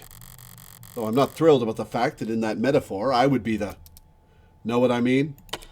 Definitely. And considering the marksmanship, the detective said that HK would have needed insider information on optics. So does that mean heartbreaks in law enforcement? Never in 10 billion years. Oh. Antisocial, independent, despises authority. That'd be like a stallion applying for a job on a merry-go-round. They'd be kicking kids in the head after the first full rotation. Right, that's exactly how I'd put it. There must be some connection to the police, though. Maybe secondary or tertiary? These types can't help but insert themselves. Insert themselves? I don't do anything even resembling that. Wait, if HK's not a cop, how did they know about the blackout timing? Crime metastatistics analysis, probably. Pardon? Take the emergency response times from across the city and map them out. Look for brief spikes in the delays. Chart out the dips in... Sorry. Technical, I know. But all the requisite data is publicly available. With a map, a spreadsheet, and a calculator, anyone could reverse engineer the timing if they wanted to. That is such an unpleasant thought, Emma. Heartbreak's M.O. Well, at least this heartbreak maniac will slow down now that he's lost his weapon.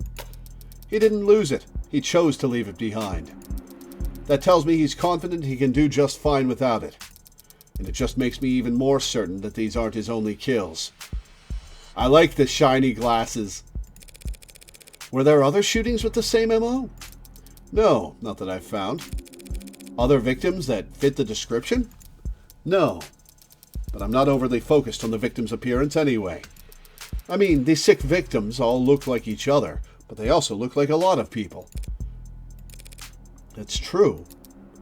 Hell, they kind of look like me. Ah, there it is! Do they? Sure. What, you don't see it? I hadn't thought about it. Point is, no one can kill that cleanly when it's their first time. Getting things that perfect takes practice. So I know that HK must have had a lot more than 6 occasions to practice, Morgan. And that's why I think heartbreak is a misnomer. You've got something catchier in mind? I just don't think shooting them in the heart has any particular significance. If anything, it's a testament to their accuracy and their cold-blooded efficiency.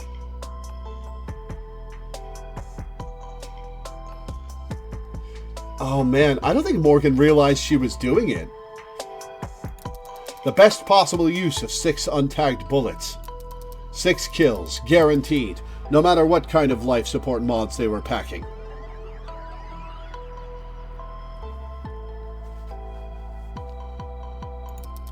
Their real signature isn't the bullets or the gun. It's the perfection. That's hard to wrap your head around. I'm saying that these 6 murders were just a fluke, a slip-up, a mistake? Exactly, a mistake. They got too clean, too efficient, and now they've got the public's attention. It's no wonder they're so pissed. Are you talking about the crime scene? Yeah, probably threw the detectives for a loop, right? They do have almost a Death Note situation going on. Based on what you've said, I don't blame them. Whoever trashed that room doesn't seem like the smooth operator you've been describing. On the contrary. I don't follow. This was the last bullet, their last shot. The other 5 were perfect. So if anything was out of place this time around, they must have thrown one hell of a temper tantrum. You make them sound like a child. Oh, insulting. Childish and cowardly and two-faced. Someone who hates to lose almost as much as they love to win. Your profile tell you all that? That? No. That part's just takes one to know one. So to summarize, you're looking for a cold-blooded, faceless, perfectionist killer who you think has no persistent MO or victim type in a city with an 8-digit population. Well, good luck. I don't need luck. I only need more information.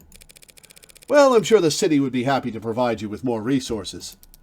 No, Morgan. I need more crime scenes. Oh. Sad truth is, if Heartbreak walked away today, I'd never catch them. But you can't help yourself, can you, Morgan? Only way my net narrows is if they keep piling up bodies. Not a very fair trade, is it? No, it isn't.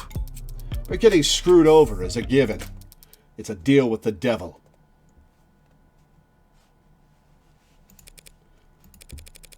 Fair enough. Whew. Okay, that rant was pretty morbid and detailed. I need to get out more, or sleep more. Or sleep less, but harder. You think a higher thread count would help? Don't worry about it. I'm always happy to listen to you ramble. It's a lot more pleasant than having to face you in the courtroom. Sorry, but that's the adversarial process. So no hard feelings, yeah?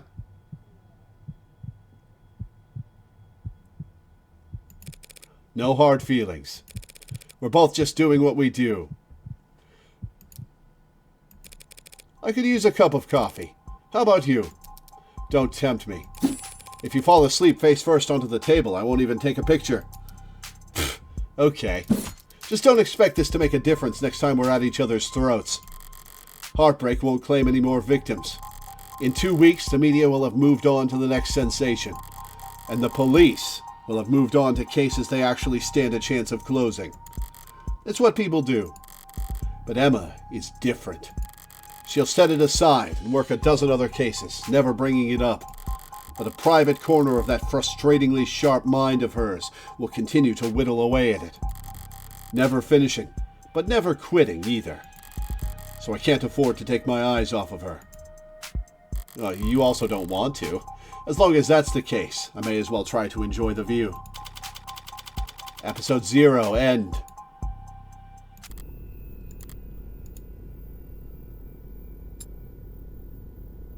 An android.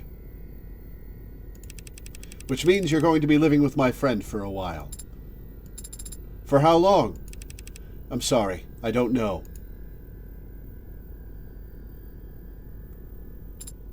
That's a fancy coat. There's no need to look that upset over it. My face barely moved. It may as well have been a blatant pout from where I'm sitting. Yeah, like that. This friend of yours, they're trustworthy? Absolutely.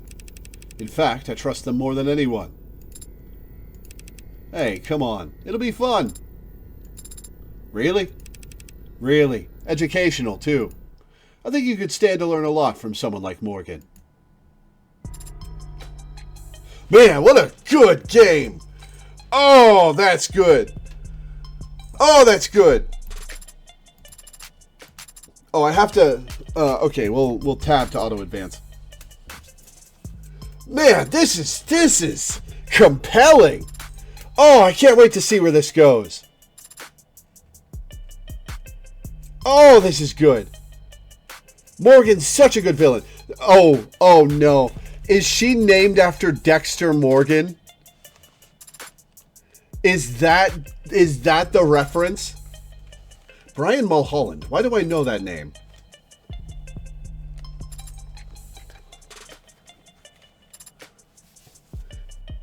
I have no clue. Fair enough. Brian Mulholland. I swear I've heard that name before.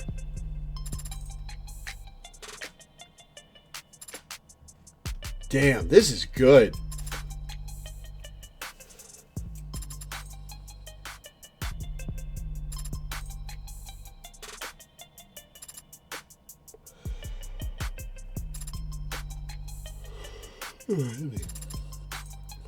Fascinating characters, excellent writing, fun mechanics.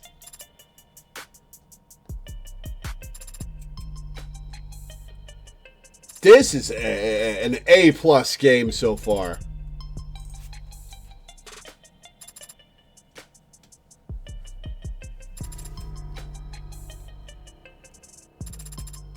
And you're having me play Chapter 1 tomorrow, right?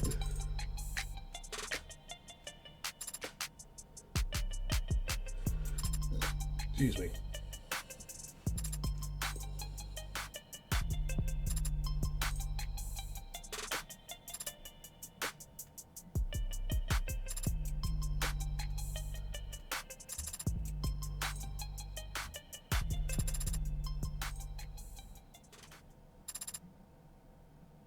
And he shall appear. To be continued in... You're the smartest person I know, Morgan, when it comes to people. Personally, I think it's cruel to bring something that flawed into the world. You're a criminal defense attorney, and we're at a crime scene. I think I can guess what happens next. I've never stolen anything that wasn't already compromised.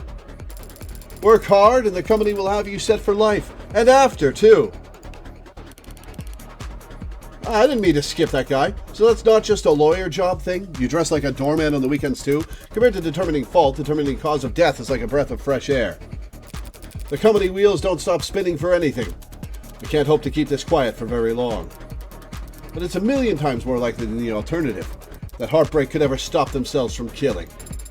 Father said that you owed him. I don't do anything out of the goodness of my heart. But when I take a job, I never half-ass it.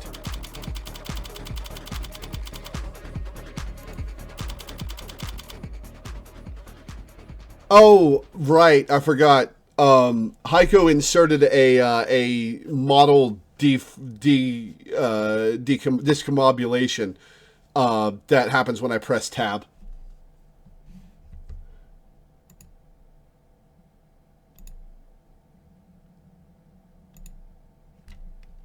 Hello?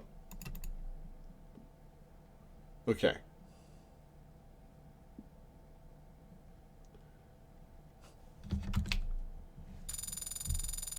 Episode 0 results.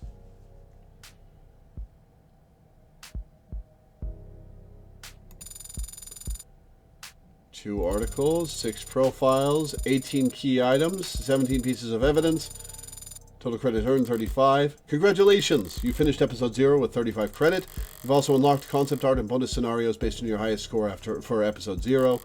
You also have 35 remaining store credit to spend on phone charms and case colors based on the highest credit you finished this episode with.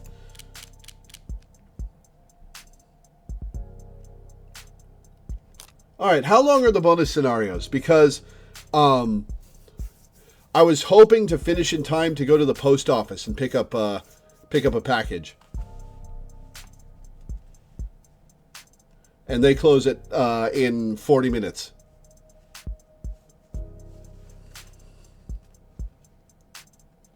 Only a few minutes each. Okay. Bless you. Bless you again.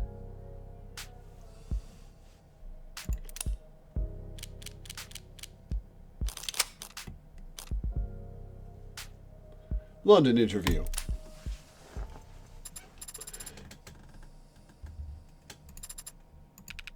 You want to interview me? It's very flattering, but aren't there more lively folks around here for you to question? I had considered that. So I'm not your first choice. You are the first one who hasn't walked away. Come to think of it, I should probably... So what are your 3 sizes? Have you been opening with that? Should I not? Do you have any pets? Afraid not. Would need 1 or 2 or 3 promotions to afford that kind of thing. Are pets that expensive? Only if you care about them. Yeah, if you can't afford the vet, you can't afford the pet. Maybe if I found a place closer to the park. Have you ever owned any automated dependents? Not had the chance. Would you own one if you could? Maybe one of the little vacuum ones. Anything more complicated than that is... If you find the owner's manuals intimidating, there are video-based tutorials I could show you. I'm not worried about the ease of use, don't worry. When I say complicated, I mean... It's like what I said about pets. Fine to leave a goldfish in a tiny bowl. Time it takes to swim half a lap, it'll have forgotten what the first half looks like. Not a very tall hierarchy of needs there. Easy to please. But a cat? A dog? I don't want to be at work thinking about how bored they are sitting at home. And today's ads are a lot smarter than dogs, about most things. That's a very thoughtful perspective, Detective London. It's a moot point anyway. I'd need to get hit by a city bus to afford any of the new stuff Noble's selling. No, you're thinking of the sheltered generation. Sheltered, as in sheltered upbringing? Or shelter in place? There was a lot of uncertainty during their childhood. So when they grew up, they wanted surety, safety, stability. Wanted to know that their heat would stay on in the winter. And their politics reflected that. But that was all before my time. My generation is a little more, well, Generation Zen. That's what they called us in their think pieces. Even-tempered, mentally strong, and more than a little cynical. You disagree? It wasn't a matter of mindfulness. We just grew up without false expectations. Our vision wasn't clouded with illusions about impossibilities like home ownership or retirement. Oof! We realized early on that we'd be working right up until we did... Detective? Unrealistic expectations. Some people call that hope. To see your friends, your classmates drowning every day in that kind of mire. And then have to listen to people 3 times your age go on about how enlightened today's youth are. Gen Zen. It's not a name I'm particularly fond of. So how long have you been in law enforcement? Too long. And how long have you been with the homicide department? Not that long by comparison. Sorry, don't mean to be overly vague. If you really want to know, I spent the bulk of my career over in arson. Was it different from homicide? Flashier, I'd say. Everyone jokes that homicides solve themselves in a city with this many cameras. Meanwhile, fraud and disinfo are so entrenched in the tech arms race they barely come up for air. But arson really hasn't changed much in the modern era. Fire's still very good at destroying evidence. You can't expect the drone net to sweep into burnt rubble and bring you back out the culprit's fingerprints and driver's license. It's a lot of legwork, a lot of interviewing. And since more than half of the culprits we caught were burners helping Megs commit insurance fraud, we spent a lot of time making friends and enemies in high-rise corporate boardrooms. Megs? Just slang for megacorporations, which is also just slang. At what size does a corporation become mega? It's not really about gross revenue or how many countries you operate in. If you're big enough to crush people, you're a meg. An apex predator among apex predators. Like the Otodus megalodon of the Miocene epoch. Hey, that's... Wait, is that where it comes from? So why are you working in the homicide department? What's that? Why'd you leave arson? The smoke. The smoke? Just got to a point where I couldn't stand the smell.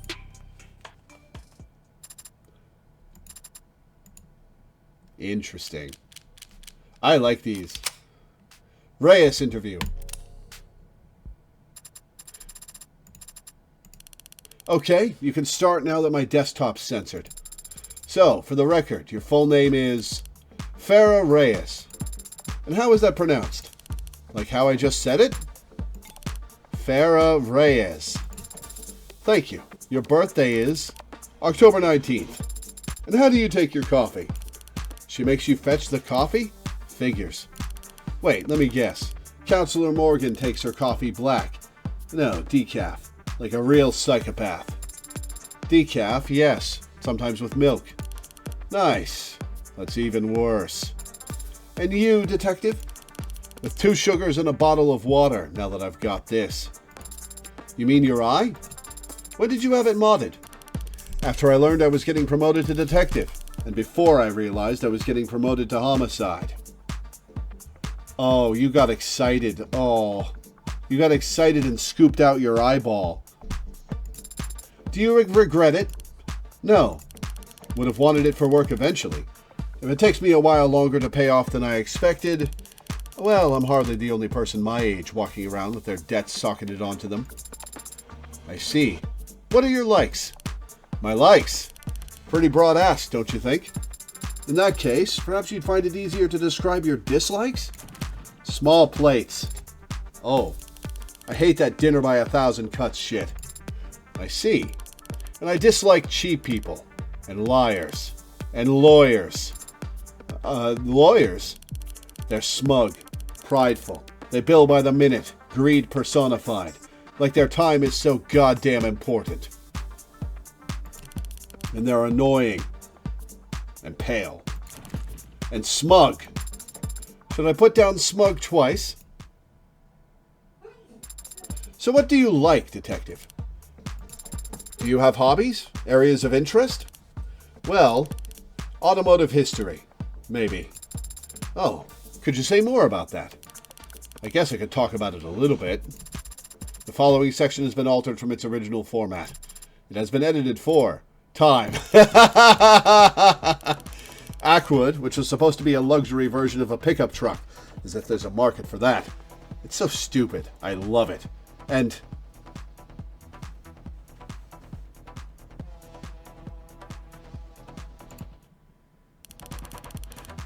Istichrome, a purplish, bluish, chromish color. The copyright was so intense that just mixing the paint was illegal for naturally aspirated. Can you imagine? I see. Do you own a car yourself? You're joking, right? I'd rather eat asphalt than buy an EV with my hard-earned money. The following section has also been altered. It has been edited for profanity, time, strong language, yup. 4 rotors and a computer chip. That's not engineering. That's barely even programming. And as if acceleration was all that mattered. Any race longer than 2 seconds and simulated engine noise. And something. Who in their right mind I believe that fills out your dislike section, so what is your favorite drink? Dark and Stormy's pretty good. How do you make that? Ginger beer, rum, and a lot of lime juice. You putting together a recipe book or something? Who is your hero? Well, that one's easy. Detective Kasim London, of course. Aw. Oh. Should I relay your sentiments to him? I'm sure he'd love to hear them. Somehow I doubt that you'd get the tone right. Very well. Oh, it was sarcasm. Okay. Very well. In that case, what are your 3 sizes? My what? The measurements for your bust, waist, and... I'm not telling you that.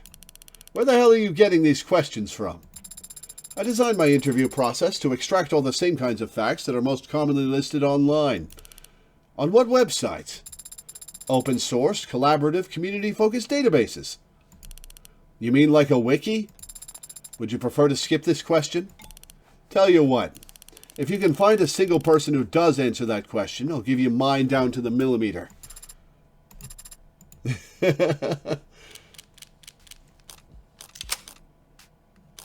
These are good. The writing in this game is so good! Carlos. So this is like an offboarding thing? An exit interview? Yes, it is like that. Oh. Well, that's sweet of Morgan, still worrying about me. How'd she know I'd be here? She didn't. Why are you here? Oh, hoping to get back some of my shit. Some of my stuff that the police collected as evidence. Don't tell Morgan that, by the way. Is there something embarrassing among what they seized? No, it's just... I'm guessing, as my lawyer... Is she still my lawyer? Well, as a lawyer, she'd probably know the exact right form to get this stuff back, but... It's okay. I wanted to do this myself. Why is that? Conquering my fears, maybe. Last time I came here, I was dragged in, strong-armed. Everything was going so fast, I barely spoke. I didn't stand up for myself. If I had been able to stop and think things through clearly, well, I could never have done what Morgan did, but maybe I wouldn't have gotten myself dug so deep. It must have been very upsetting, being accused of something so terrible. I'm sure you reacted just as well as anyone could be expected to. Thanks, I think. My arm? No, it's not back yet. At this point, I might be better off getting an upgrade rather than waiting for my current model to get fixed. Is that allowed? Yeah, it is. Can't downgrade, can't trade in, can't opt out. But Hindi will let me upgrade anytime. Do you ever regret it? Getting modded? Sometimes. But I have a lot of regrets. Compared to some of them, buyer's remorse is... How do you deal with your buyer's remorse? Lately? Lately, I've been lying face down on the floor and exhaling. Just for 30 seconds. I count to 30. And you feel better afterwards? Yeah. I mean, I've seen the protests, but I've never... There's a lot of pains being a modder. Makes sense that people would have loud opinions, want them heard. But we all made a choice. All signed the papers. I guess that's just it, huh? Not all of us made the choice ourselves. I got modded to help my career. Didn't need to get modded just in order to have one. But a lot of people did, and do. There was this guy, worked with us for 1 quarter. Probably a vet, but definitely didn't want to talk about it, so none of us asked. Good coworker, very gung-ho, cheery in a musclehead kind of way. It's a physical job, so there's no slouches, but he wasn't just fit, he was cut and handsome. And so when he kept showing up to work with more and more mods, all of them cosmetic, I didn't get it. What's he missing? What's a guy like that want to change about himself? Got offered full-time at the end of the contract, and he said he needed something that paid better, to pay off the debts. Turns out he'd blown every paycheck at elective surgeons. Pal of mine in HR said he had given his insurance info to 6 different clinics in the span of 4 weeks. Word is, he wasn't even using the pain pills. Sold them to some of the drivers for extra cash. That's the worst I've ever seen it. Grafting runaway, or plastophilia, or whatever they're calling it now. But it's not the only time I've seen it. It's not like there's no incentive for it. Because there are plenty of Megs out there that see people hurting like that and think, there's an ideal worker. So you work for Morgan, and you're...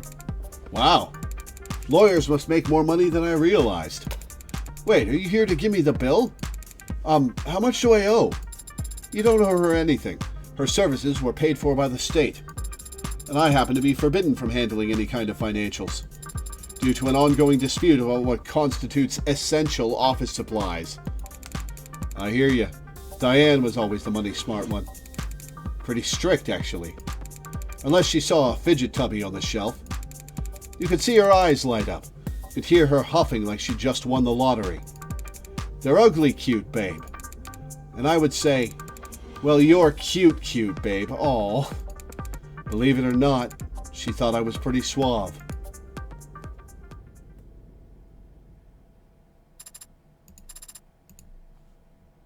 Alright, one sec, guys. Because we have 20 minutes to get to the post office. I'm going to ask if we're going.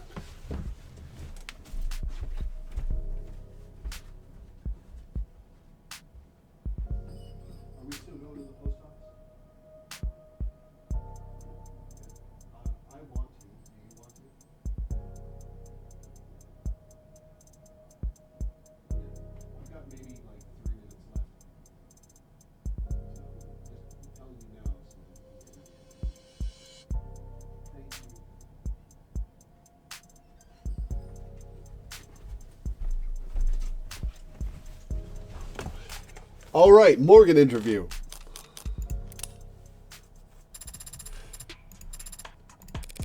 You're going to interview me here? You did say I need to practice asking better questions. But right now? Because you said the police would be making us wait so they feel more important for the next 20 minutes. Is there some more productive way we could spend that time? I was planning on napping. For 20 minutes? In the lobby of a police precinct? I can fall asleep anywhere. It's one of my many hidden talents. An eased conscience. You're going to write all this down? Could you start with your name for the record? Morgan. And your first name? You should know by now that no one calls me by my first name. That's something you have no control over. That's something you have control over. I wouldn't want to force the issue. How long has that been the case? As long as I care to remember. Then what did your parents call you? The tumor. I'm not a baby, I'm a tumor. That was a joke. Oh, maybe we should have started you off with someone a little more your speed. Who better to start with than you? Someone who likes talking about themselves. You seem to talk about yourself as much as anyone else does. Or more. I tell people things about myself. It's different. Because you're lying? Now you're getting it. It's not very polite to lie. On the contrary, telling the truth is usually rude. I'm not sure that your clients would appreciate that sentiment. We're not talking about my clients. We're talking about manners. We were supposed to be talking about you. Look, the sooner you learn this, the better. When people ask how you are or what you've been up to, they're not looking for anything nearly so heavy as the truth. They're just following the template, and the polite thing to do is for you to follow the template as well. Here, let's practice. Hi, how are you? I'm good, thank you. Way too late. The whole point is to be on autopilot. Now you force them to grab the wheel, check their mirrors, and no one's ever grateful for the extra workload. You can be very cynical about these kind of things at times. I'm just trying to teach. I'm just trying to tell you that people are fundamentally lazy. So if you want to be a social butterfly like me, try not to make them work too hard. Fundamentally lazy? Do you think people are fundamentally good too? Obviously. If they weren't, they wouldn't be so easy to trick. That's an interesting perspective for a serial killer. So are you planning on answering any of my questions about yourself? I've still got time to kill. Fire away. Will you be honest? I wouldn't want to be rude. When is your birthday? Wait, you're not trying to guess my passwords, are you? I would never commit identity fraud. Not the worst way of going about it, actually. December 26th. The 26th? That's almost Christmas. Ah, but almost Christmas means it wasn't Christmas. But almost Christmas means it's not Christmas. Yeah, the reference! Your insights are always so original. Did you receive your presents on your birthday or on Christmas? What do you mean? Did you not celebrate Christmas in your family? We did. So did your parents give you presents on the 25th or the 26th? Well, I got Christmas presents on Christmas, and I got birthday presents on my birthday. Obviously. Are all your questions going to be this strange? What is your favorite color? Are all your questions going to be this juvenile? If you prefer something weightier, do you volunteer? No. Do you donate? Yes.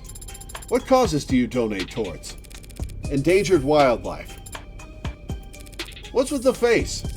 It's on auto-renewal. I just haven't canceled it yet. You've mentioned a mentor figure before. No way I ever called her a mentor. A busybody, maybe. World record holder for billable hours spent under the influence, perhaps. Or just, the cougar from hell. If she had rubbed off on me in any way, I'd have hives. I see. Is she a smoker? Lastly, do you know your 3 sizes? I do.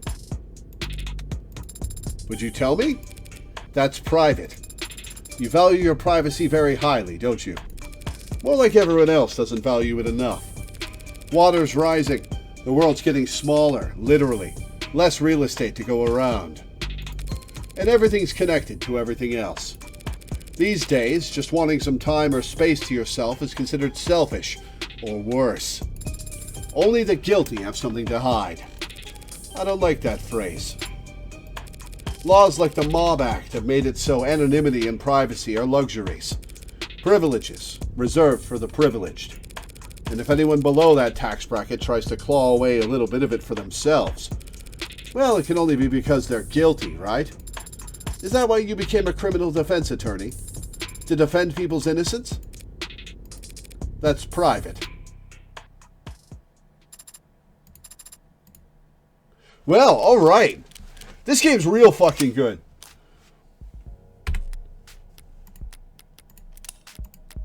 This game's real good. I like this a lot. This is really good. I'm intrigued. I'm excited for tomorrow's stream to get into the meat of the game. What a twist. What a twist. That's wild. I'm impressed. I am very impressed. But I have to go. So I'm going to read off my schedule and then get off. Tomorrow we will be continuing Of the Devil for a patron. Wednesday, Thursday, and Friday I have off for Christmas. Saturday I don't have anything on the schedule. I'm still deciding what I'm going to do. Sunday will be Yakuza 0 for a patron at 2 p.m. EST. And next Monday will be Silent Hill 2 Remake for a patron. And next Tuesday will be Triangle Strategy for a patron at 2 p.m. EST. So, thank you guys for tuning in. Thanks for hanging out. Thanks for watching. And I will see you next time.